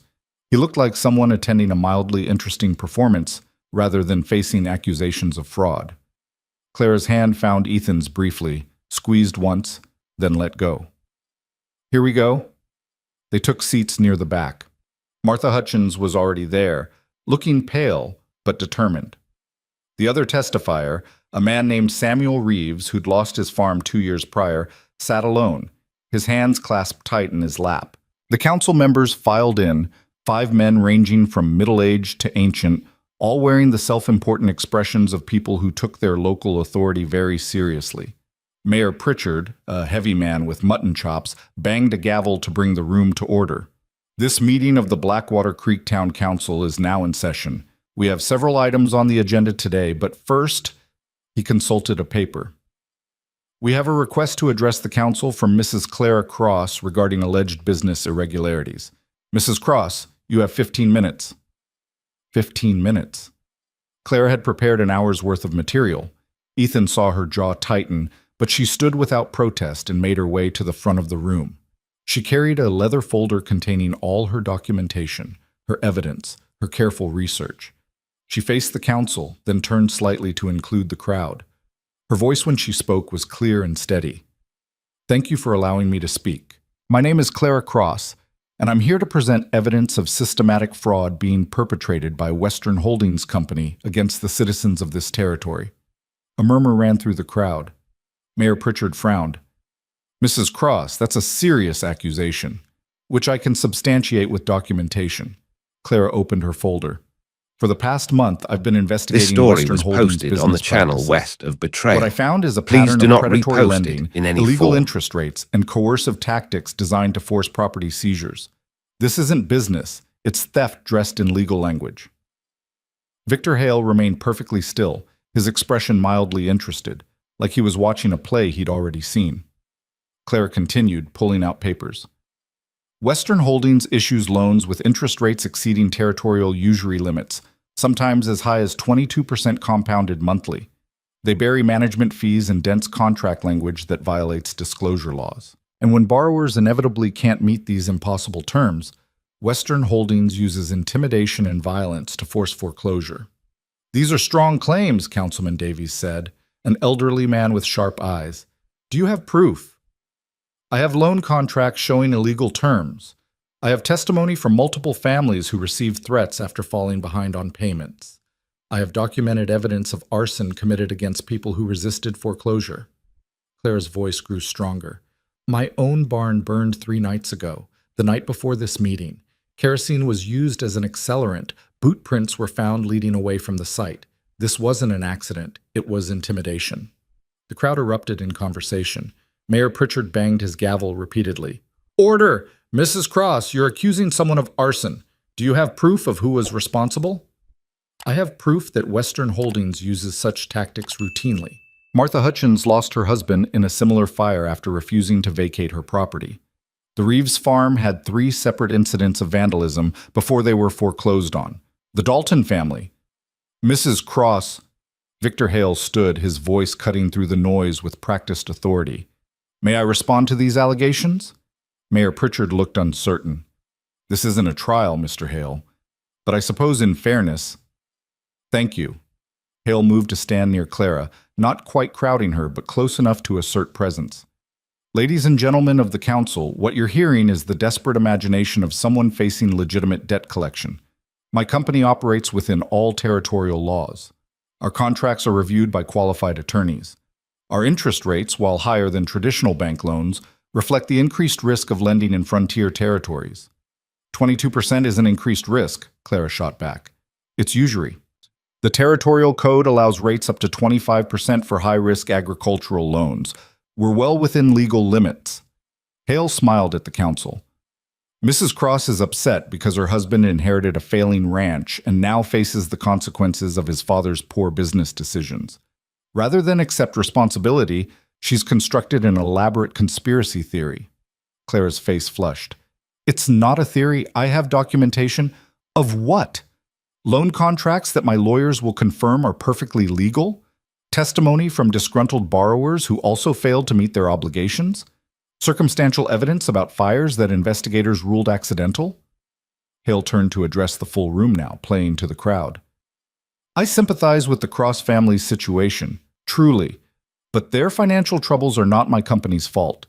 We provide capital when no one else will. If we didn't, many of these ranches and farms wouldn't exist at all. You provide capital designed to fail, Clara said, her voice shaking slightly with controlled anger. You target vulnerable people, trap them in impossible debt, then seize their property for pennies on the dollar. That's your business model. That's what I'm documenting. Hale's expression hardened just slightly. Mayor Pritchard, how much longer must we endure these baseless accusations? The mayor looked uncomfortable. Mrs. Cross, I think we've heard enough. Unless you have concrete evidence of criminal activity, I have testimony. Clara gestured toward the back of the room. Martha Hutchins is here. She can tell you exactly what happened before her barn burned. Samuel Reeves can describe the threats he received. These are real people with real stories, not conspiracy theories. And I have 50 satisfied clients who can testify to fair treatment, Hale countered. Should we call them all up here? Turn this into a parade of grievances? Mayor Pritchard banged his gavel. Both of you, enough. Mrs. Cross, you've made your accusations. The council will take them under advisement. But this body doesn't have the authority to investigate criminal allegations. If you believe laws were broken, take it to the territorial marshal or file charges through proper channels. The marshal won't investigate, Clara said, desperation creeping into her voice now. I've tried. He says there's insufficient evidence. That's why I'm here, to create a public record, to force attention to what's happening. You've done that, Councilman Davies said, not unkindly. And for what it's worth, some of your concerns merit examination. But this council can't adjudicate business disputes. We simply don't have that power. Ethan watched Clara's shoulders sag slightly. She'd known this might happen, that the council might be sympathetic, but ultimately toothless. But knowing and experiencing were different things. Then what can you do? Clara asked quietly. Mayor Pritchard exchanged glances with the other council members. We can formally request that the Territorial Commerce Board review Western Holdings practices. We can document your complaint in the official record, and we can encourage anyone with similar grievances to file reports through proper channels. But that's the extent of our authority. It wasn't enough. Ethan could see it in Clara's face, the realization that all her preparation, all her evidence, all her careful documentation was hitting a wall of bureaucratic limitation. The council wasn't hostile. They just couldn't help. Victor Hale, Sensing victory, This story was pressed posted forward. on the channel west of I Betrayal. appreciate the council's Please measured do not response, repost it in and I any want to form. assure everyone here that Western Holdings welcomes scrutiny. We have nothing to hide. If Mrs. Cross wishes to file formal complaints through territorial authorities, we'll cooperate fully. He smiled at Clara.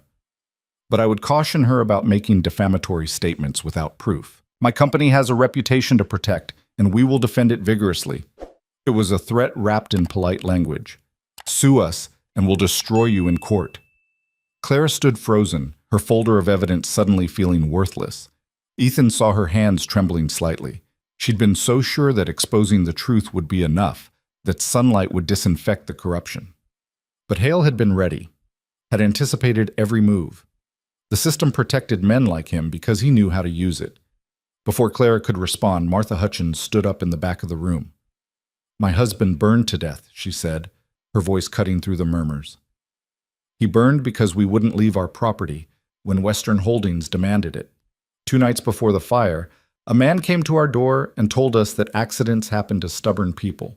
John laughed at him, said we had rights, that we'd been making payments in good faith." Martha's voice broke. "And then our barn burned, with John inside." The room went deadly quiet. Victor Hale turned to face her.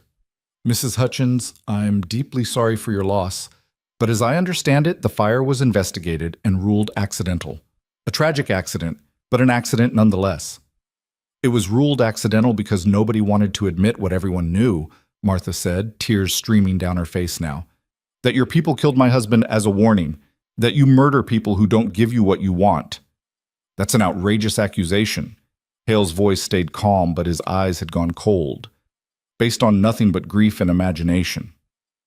Based on the man who came to my door, based on the timing, based on the fact that 3 other families who resisted Western Holdings also had mysterious fires." Martha looked at the council. "I know I can't prove it. I know it won't bring John back. But I want everyone in this room to know what they're dealing with. These people are dangerous, and if you don't stop them, more people will die." Samuel Reeves stood as well. "My equipment was sabotaged 3 times in 2 months, each time right after I told Western Holdings I was contesting their foreclosure. Coincidence? Maybe, but I don't think so."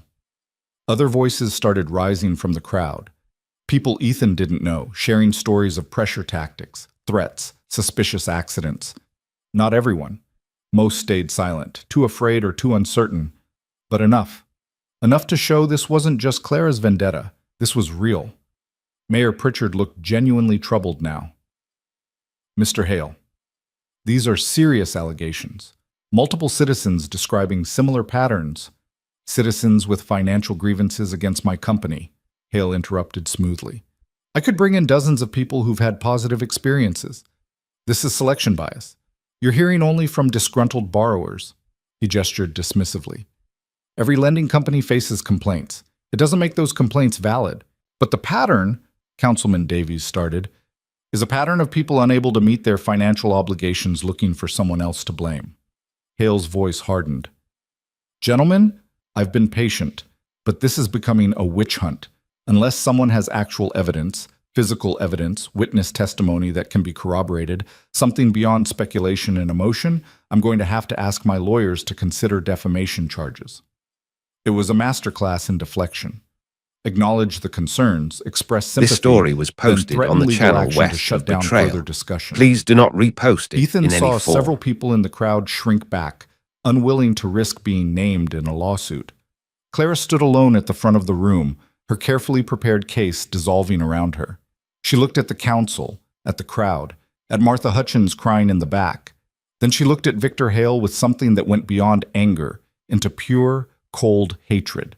"You're very good at this," she said quietly. "At making victims look hysterical. At using the law to protect yourself while breaking it against others. At intimidating people into silence. Mrs. Cross, but here's what you didn't count on." Clara's voice grew stronger. "I know where your records are kept. The real records, not the sanitized versions you show authorities. Your company has an office in the territorial capital. I know the address. I know they keep detailed logs of every transaction, every foreclosure, every threat made. Because men like you are arrogant. You document everything because you think you're untouchable." Hale's expression shifted, just slightly, but Ethan saw it. Calculation, concern. "What are you talking about?" the mayor asked. "I'm talking about traveling to the Capitol, breaking into those offices if necessary, finding the proof we need and bringing it back here where everyone can see it." Clara met Hale's eyes. "Because you're right about one thing. Accusations without proof are worthless. So I'm going to get the proof." "That would be illegal," Hale said quickly. "Breaking and entering, theft of private documents? Like arson? Like coercion? Like murder?" Clara's smile was sharp and dangerous. "I'll take my chances with a judge. At least I'll have evidence." Mayor Pritchard banged his gavel. "Mrs. Cross, I cannot condone. I'm not asking you to condone it. I'm telling you what I'm going to do." Clara gathered her folder. "This council has been very clear that it can't help. Fine, I'll help myself." She walked out before anyone could stop her. Ethan stood quickly, following. Behind them, the room erupted in chaos, people shouting, arguing, the mayor's gavel banging uselessly. Outside, Clara was leaning against their wagon, breathing hard. Ethan reached her just as her legs started to give out. He caught her, held her steady. "That was insane," he said. "That was desperation." Clara's laugh was shaky. "I don't actually know where their offices are. I was bluffing. Hale doesn't know that." "No. Which means he's going to act. Soon. Probably tonight." Clara straightened, steadied herself. "We need to get back to the ranch. Prepare for whatever's coming." They climbed into the wagon. As Ethan gathered the reins, Martha Hutchins appeared beside them. "Mrs. Cross," she said, "I don't know if what you said in there was true or not, but if you're really planning to go after those records, if you need help, I'm willing." Clara looked down at her. "You have children, Mrs. Hutchins, which is why I'm willing. I don't want them growing up in a place where men like Victor Hale can kill with impunity." Martha's face was set with determination. "My husband died trying to protect what was ours. The least I can do is help finish what he started." "I'll think about it," Clara said, which was as close to yes as she could manage. They drove out of town at speed, Clara sitting rigid beside Ethan, her mind clearly racing. "What are you actually planning?" Ethan asked. "I don't know. I said the first thing I could think of to shake him, make him wonder what we know, what we might do." Clara rubbed her face. "But now I've painted a target on us bigger than before. He'll have to respond. Can't let the threat of exposed records just hang there. So we forced his hand. Or he's forced ours. I'm not sure which." Clara looked back toward town. Either way, things are going to get worse before they get better. They were halfway home when they saw the smoke, black and thick, rising from the direction of Iron Ridge. Ethan's heart dropped into his stomach. He snapped the reins, pushing the horses faster. Clara braced herself against the seat, her face pale. "Please not the house," she whispered. "Please not the house." But it wasn't the house. As they crested the last hill, they saw it was worse. The bunkhouse was burning, and around it men on horses, at least 6 of them, were setting fire to everything else they could reach. The equipment shed, the hay storage, even individual fence posts, just to make a point. Rollins and the other hands were pinned down near the main house, unable to stop the destruction without getting shot. One of the riders fired toward them periodically, keeping them back. Ethan pulled the wagon to a stop out of immediate sight, his mind racing. "Stay here." "Like hell I will." Clara was already climbing down, her face set with fury. "Clara, they have guns." "So do we." She pulled a rifle from under the wagon seat. Ethan hadn't even known it was there. "I'm not hiding while they destroy everything." Before Ethan could argue, Clara fired a shot into the air. The crack echoed across the valley. The rider stopped, turning to look. Clara fired again, this time close enough to one of the horses that it shied nervously. "That's far enough," Clara shouted, her voice carrying. "The next shot won't be a warning." One of the riders, the lean man from the night they'd received threats, laughed. "You gonna shoot all 6 of us, lady?" "I don't have to shoot all of you, just you specifically." Clara aimed carefully. "And I'm a much better shot than you think. My father taught me to hunt when I was 10.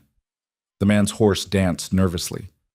"Boss said to deliver a message, said to make it clear what happens to people who make threats they can't back up. Message received. Now leave before I decide to send one back."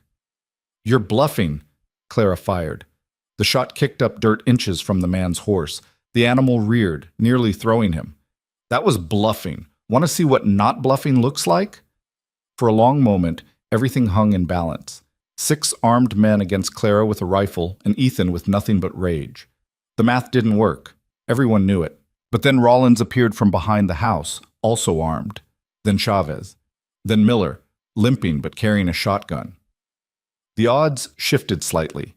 Not in their favor exactly, but enough to make charging forward a costly proposition. The lead rider assessed the situation, then spat into the dirt. "This isn't over." "It really isn't," Clara agreed. "Now get off our property before I start aiming for flesh instead of ground." The riders wheeled away, disappearing over the ridge. Ethan let out a breath he hadn't known he was holding. Clara lowered the rifle, her hands shaking so badly she nearly dropped it. "I've never shot at a person before," she said quietly. "You didn't shoot at anyone. You shot near them." "Close enough." She handed him the rifle before she could drop it. "We need to put out those fires." They spent the next hours fighting flames, salvaging what they could. The bunkhouse was a total loss. The equipment shed survived but was badly damaged. Most of their stored hay was gone. Ethan did a rough calculation in his head and realized they'd just lost at least $1,000 worth of property and supplies. By evening, exhausted and filthy, they gathered around the kitchen table. Clara's carefully organized papers were still spread out. A mockery now, since all their careful documentation had accomplished nothing except making them targets. "We can't stay here," Rollins said bluntly. "They'll come back. Next time they might not just burn buildings." "Where would we go?" Ethan asked. "Anywhere. Sell what's left, pay off what we can, start over somewhere else." Clara slammed her hand on the table. "No, that's exactly what they want. They destroy everything, force us to sell at a loss, profit from our desperation. I won't give them that satisfaction." "Then what?" Miller asked. "We can't fight them. They're too big, too organized." "We get proof." Clara stood, paced to the window. "I wasn't bluffing in the council meeting, not entirely. There has to be a record somewhere of what they're really doing. Real numbers, real tactics. We just have to find it." "In the Capitol?" Chavez asked. "That's a week's ride." "Then we leave tomorrow." Clara turned back to them. "Ethan and I, we ride to the Capitol, find Western Holdings' real office, and we get those records. By force if necessary." Ethan stared at her. "That's insane." "That's all we have left." Clara's eyes were fierce. "We've tried the legal way. We've tried public exposure. Nothing works because the system protects people like Hale, so we go outside the system.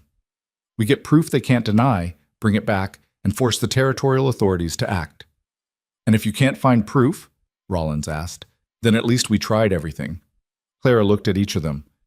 "I know I'm asking a lot. I know this is dangerous. But if we give up now, they win. Not just against us. Against everyone they've destroyed and everyone they'll destroy next." The room was quiet. Outside, smoke still rose from the ruined bunkhouse. Finally, Rollins nodded. "All right, you two go. We'll hold things here. Try to keep the place from burning down completely." "They'll come back," Ethan warned. "Let them. We'll be ready this time." Rollins managed a grim smile. "Besides, what else can they burn that ain't already gone?" Clara started packing immediately. Supplies for a week's travel, money they couldn't afford to spend, weapons they might need. Ethan watched her move with frantic energy, like if she stopped for even a moment she might lose her nerve. Late that night, as they finished preparations, This story was Clara finally posted on the paused. channel west She looked of at the trail. Ethan across the kitchen Please table. do not repost it "I'm in sorry," any form. she said. "For what?" "For dragging you into this. For turning your fight into a crusade. For—" She gestured helplessly at the burned buildings outside. "For all of it." Ethan moved around the table, took her hands. They were rough, blistered, scarred from a month of work she'd never been trained for. "You didn't drag me anywhere. We're in this together." He squeezed her hands. "And for what it's worth, I'm glad I married you. Even with everything that's happened. Especially because of everything that's happened." Clara's eyes filled with tears she refused to let fall. "We're probably going to lose." "Probably, but at least we'll lose together." She laughed, shaky and broken. "That's either very romantic or very stupid. Can it be both?" This time when she laughed, it was real. Brief, exhausted, but real. They left at dawn, riding horses instead of taking the wagon for speed. Behind them, Iron Ridge sat damaged but not destroyed. Ahead, a week's journey to a city neither of them knew, searching for evidence that might not exist. But they rode anyway, because sometimes fighting impossible odds was better than surrendering to certain defeat. The territorial capital of Helena sat in a valley like a promise that frontier life could become something more civilized. 3-story buildings lined actual paved streets. Gas lamps stood at intersections. Women in proper dresses walked past storefronts with glass windows displaying goods Ethan hadn't seen since he was a child. They arrived on the 6th day, both saddle-sore and exhausted. Clara had barely spoken the last 50 miles, her face set with determination that bordered on obsession. Ethan had learned not to interrupt when she got like this, her mind working through scenarios, planning moves he couldn't see yet. They found a cheap boarding house on the edge of town and took a room. One room, because it was cheaper, and because neither of them had the energy to care about propriety anymore. Clara dropped onto the bed fully clothed while Ethan dealt with the horses. When he returned, she was sitting up, studying a city directory she'd somehow acquired. Western Holdings has offices on 3rd Street, she said without preamble. 2nd floor of the Merchants Exchange building. They share space with a law firm and an import company. How did you? Asked the landlady. Told her we were looking for investment opportunities. Clara's smile was thin. People love to gossip in this town. Everyone knows everyone else's business. So what's the plan? Clara closed the directory.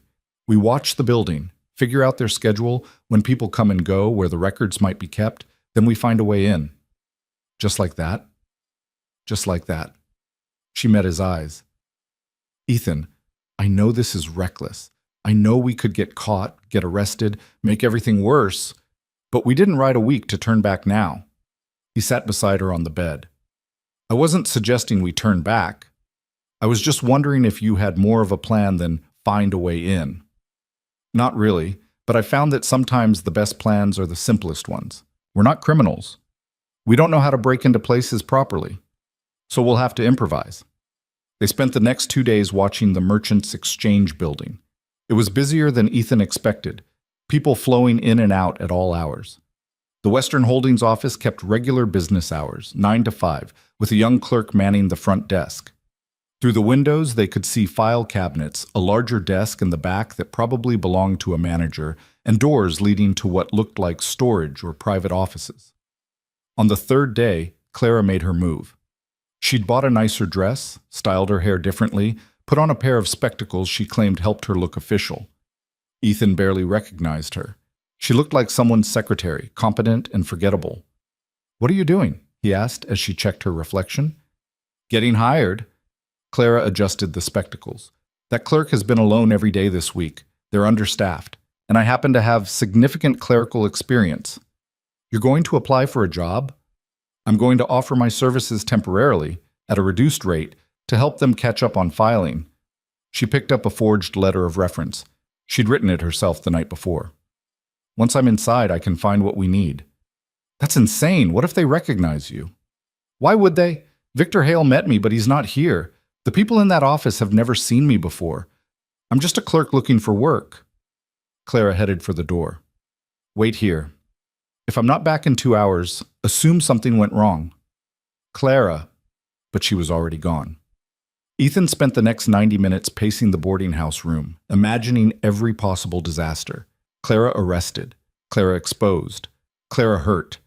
The scenarios played out in endless, horrible variations. When she finally returned, she was carrying a small ledger and wearing a smile that was equal parts triumph and disbelief.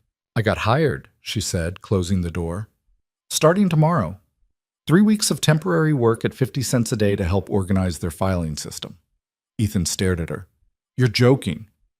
"I'm not." The clerk was desperate. Apparently their regular bookkeeper quit last month and they're drowning in paperwork. I showed him my references, demonstrated basic accounting, and he hired me on the spot. She held up the ledger. "He even gave me this to review tonight. Said if I could make sense of their arrears tracking system, the job was mine." "That seems too easy." "It was too easy, which makes me think they're even more disorganized than I hoped." Clara opened the ledger, began scanning pages. "Look at this. They don't even properly cross-reference. Client names in one section, property records in another, payment histories scattered throughout. It's a mess. That helps us? Immensely. Means the really damaging information, the real records of threats, payoffs, illegal tactics, is probably buried where even they can't easily find it. But someone who knows what to look for could piece it together. Her eyes were bright with focus. I can do this, Ethan. I can get what we need. Over the next week, Clara went to work every morning at Western Holdings while Ethan remained at the boarding house, restless and anxious. She'd come back each evening with fragments of information, small discoveries that slowly built a picture. The company was bigger than they'd thought. Holdings across 5 territories, dozens of properties foreclosed on in the past 3 years alone. And the records Clara was organizing revealed patterns. The same impossible loan terms repeated over and over, the same pressure tactics, the same outcome. Foreclosure, resale at profit, repeat. They're not even trying to help people succeed, Clara said one evening, spreading papers across their bed. The loans are designed to fail. The terms guarantee default. It's a machine that converts desperation into profit. Can you prove it? I can show the pattern, but I need the correspondence. The letters between the Helena office and Victor Hale. Instructions on how to pressure specific clients. Evidence of the threats. Clara rubbed her eyes. It exists. I know it does. I've seen references to it in the filing system, but it's kept somewhere separate. Probably the manager's office, and that stays locked even when he's there. So we're stuck. Not stuck, just delayed. Clara looked at him. There's a key to that office. The manager, a man named Winters, keeps it on his person during the day. But at night, I'm guessing it's either locked in his desk or taken home. You want to steal a key? I want to borrow it long enough to make a copy. Clara's expression was determined. Tomorrow night, the office is having a small reception for clients. Winters will be there. While everyone's distracted, I can search his desk. And if you get caught, then I improvise. She managed a tired smile. I've gotten pretty good at that. The reception was exactly the kind of affair Ethan hated. Wealthy men in expensive suits, drinking imported whiskey, and talking about opportunities and investments. Clara had insisted he come, dressed in the best clothes they could afford. We need to look like potential clients, she'd said, people they might want to impress. They arrived fashionably late. The Western Holdings office had been transformed. Furniture moved, refreshments laid out, the atmosphere deliberately welcoming. Winters greeted them personally, a portly man with ambitious eyes. Mr. and Mrs. Cross, welcome. You're interested in investment opportunities, I understand? Possibly, Ethan said, using the script Clara had prepared. We've recently come into some family money, looking to invest in property development. Excellent, excellent. Let me introduce you to some of our current partners. Winters pulled them into the crowd. Ethan made awkward conversation while watching Clara from the corner of his eye. She played the dutiful wife perfectly, smiling, nodding, asking the right questions. But he could see her cataloging everything, the layout, the people, where Winters kept putting down his drink. An hour in, Claire excused herself to use the facilities. Ethan kept talking to a banker about interest rates, trying not to watch the clock. 5 minutes passed. Then 10. He was starting to sweat when Clara reappeared, looking slightly flushed but composed. She rejoined the conversation seamlessly. Ethan couldn't tell if she'd succeeded or failed until they were outside, walking back toward the This boarding story house. was posted on the channel Well, west of He asked Betrayal. quietly. Please do not Clara pulled a repost brass it key in from any inside form. her sleeve. He keeps it in his desk drawer, unlocked drawer, because he's arrogant enough to think nobody would dare. She held it up to the streetlight. I know a locksmith 3 blocks from here. He can make a copy by morning if I pay him enough. You stole his key during a party. Borrowed.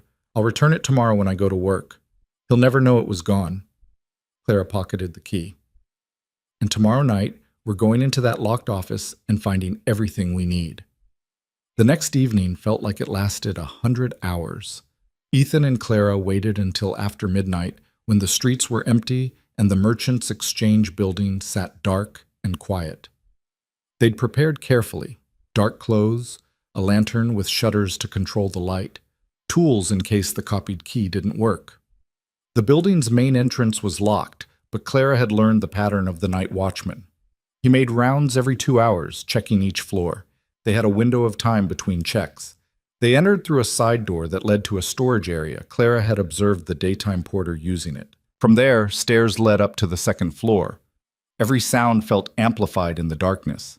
Ethan's heart hammered so hard he was sure it would give them away.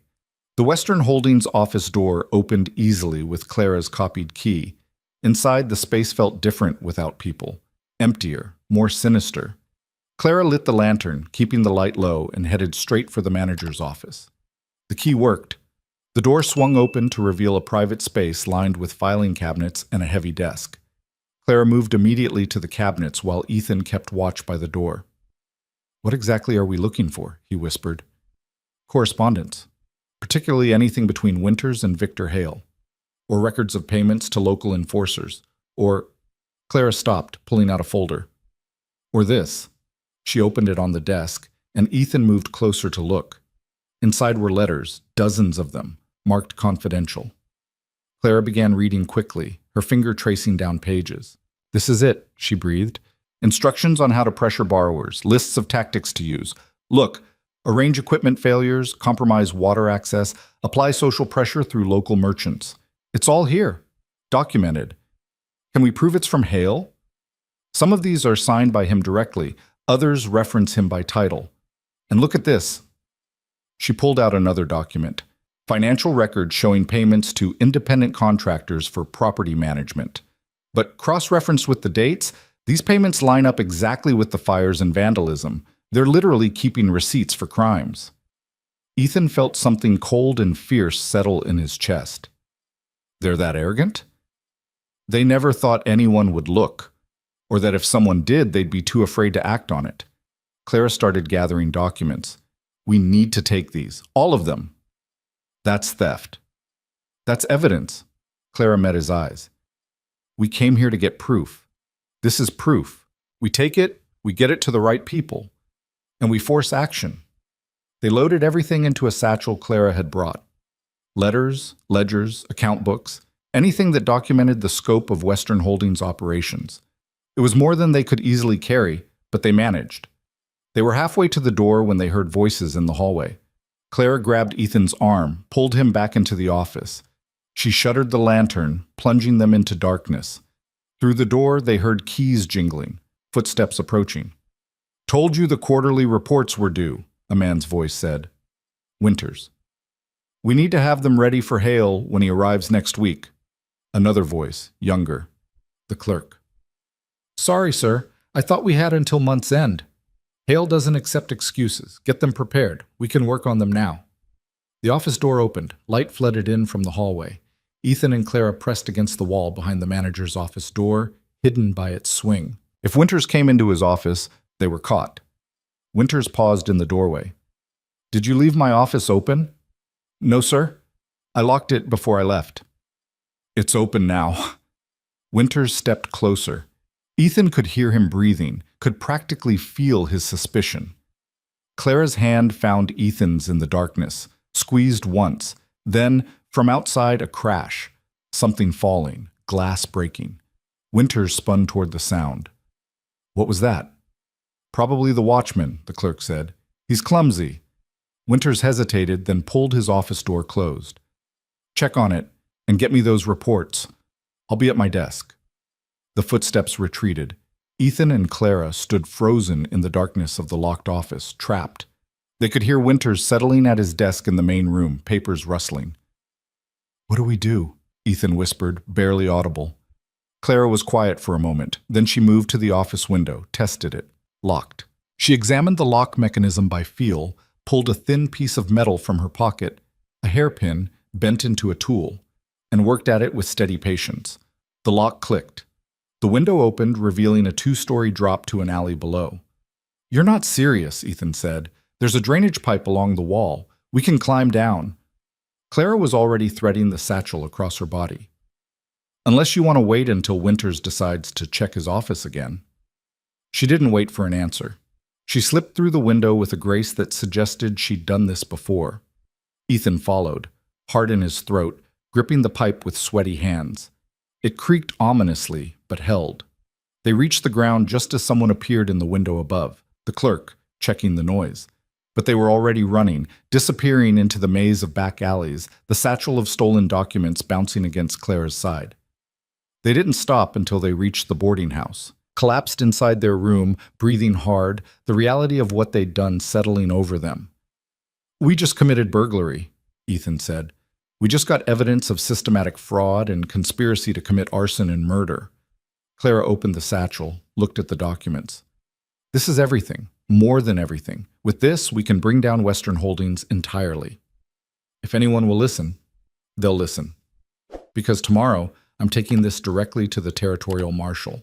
Not the one in Blackwater Creek, the chief marshal here in Helena, the one who actually has authority over multi-territory crimes." Clara's eyes were bright with exhausted triumph. "And if he won't listen, I'll go to the newspaper, make it public, force attention."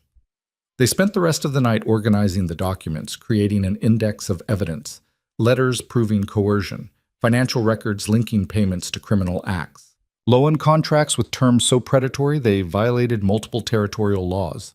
The full scope of Western Holdings operations laid bare. By dawn, they had a case.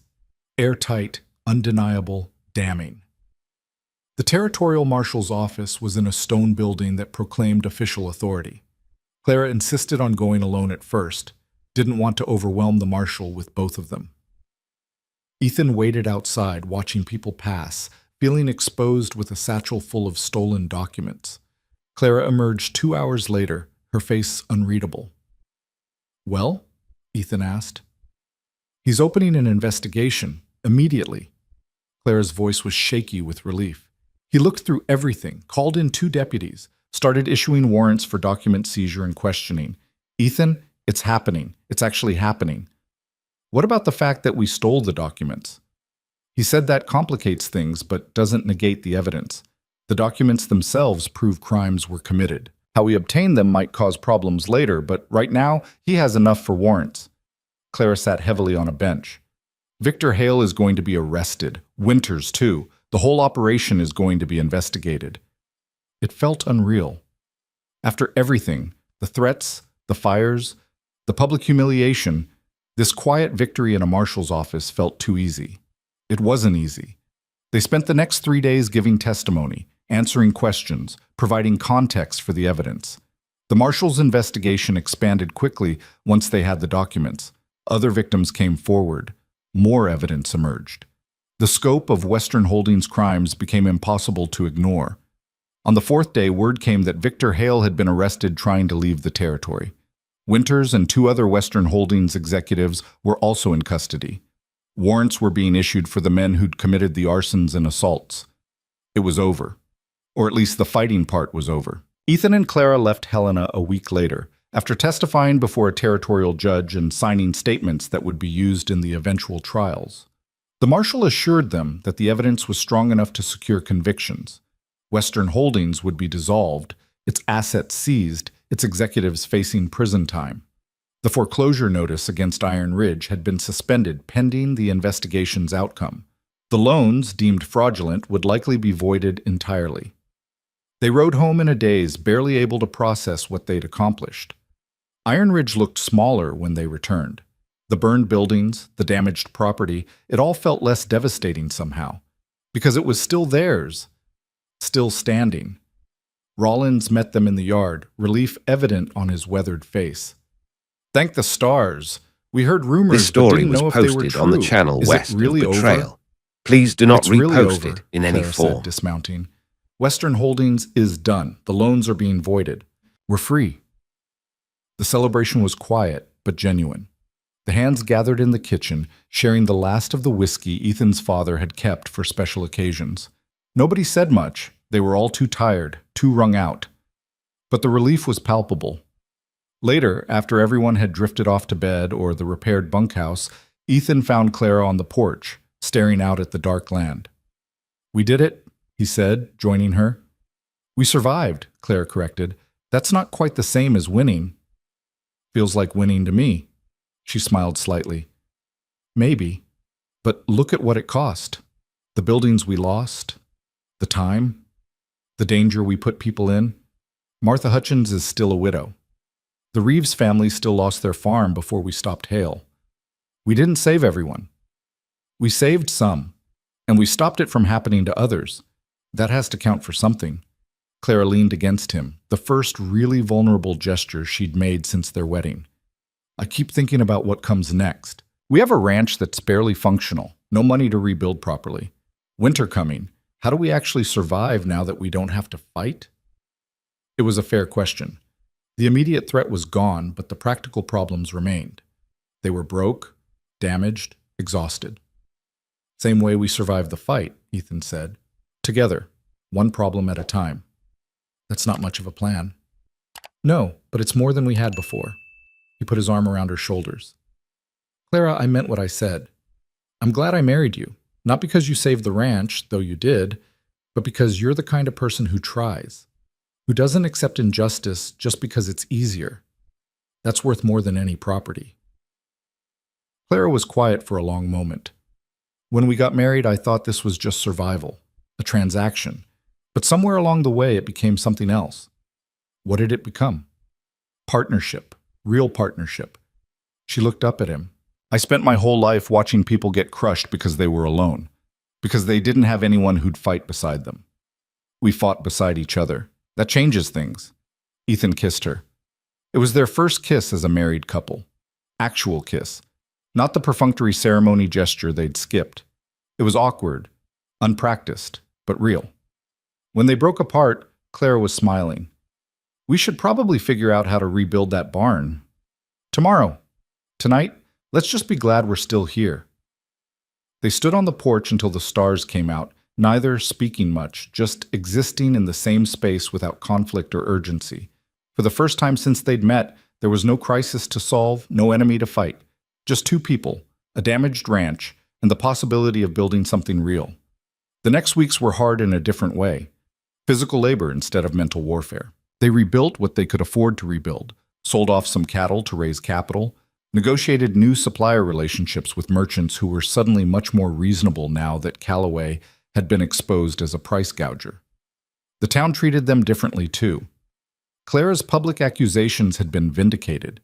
People who'd dismissed her as hysterical or desperate now looked at her with something like respect. She was offered a position helping organize county records, paying work that didn't involve manual labor. She accepted, working 3 days a week while continuing to manage Iron Ridge's finances the rest of the time. Martha Hutchins moved her family closer to town, but she visited regularly. The bond formed in shared trauma didn't fade. Samuel Reeves started a small business selling equipment, using his own bad experience to help others avoid predatory contracts.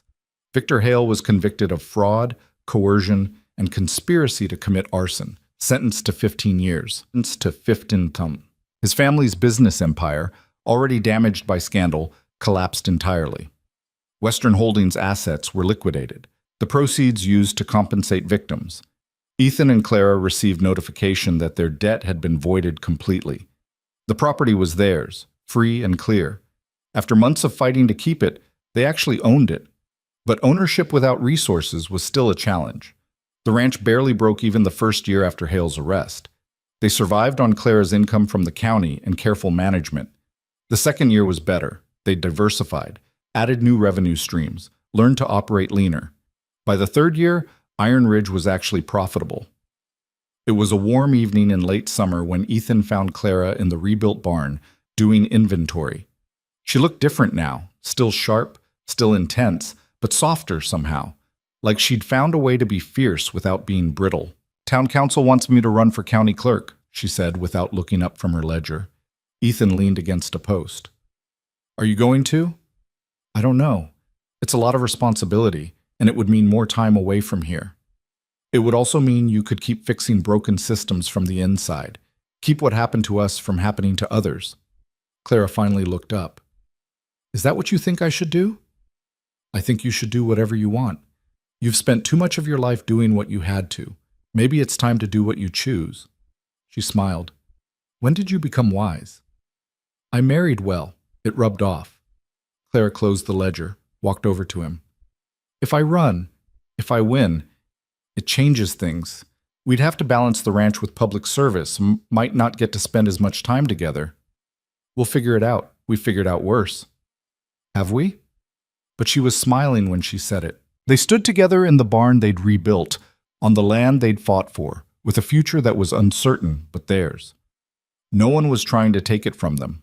No debts hung over their heads. No enemies circled in the darkness. Just life. Complicated, difficult, real life. And for two people who'd started as strangers forced into an arrangement neither wanted, who'd survived threats and fires and impossible odds, life felt like more than enough. Clara ran for county clerk. She won by a comfortable margin, helped by her reputation for exposing corruption and her meticulous attention to detail. She served 2 terms, implementing reforms that made predatory lending much harder in their county. Iron Ridge became a modest success, never wealthy, never easy, but stable, productive. A place where the work meant something because they'd earned it themselves. Years later, when people asked Clara about her life, about how she and Ethan met, she told them the truth, that it started as a business arrangement, a marriage of convenience between 2 desperate people. But somewhere between the threats and the fights and the long nights planning their survival, convenience had transformed into choice, and choice had transformed into something neither of them had expected to find. Not love in the fairy tale sense. There were too many arguments, too much stubbornness on both sides for that fantasy. But partnership. Trust. The bone-deep certainty that they were better together than apart. And in the harsh frontier where most dreams died quietly, where systems were designed to crush anyone without power, they'd refused to be crushed. They'd fought back. They'd won. And they'd built something that was entirely theirs. That was their story. Not perfect, not easy, but real. And in the end, real was the only thing that mattered.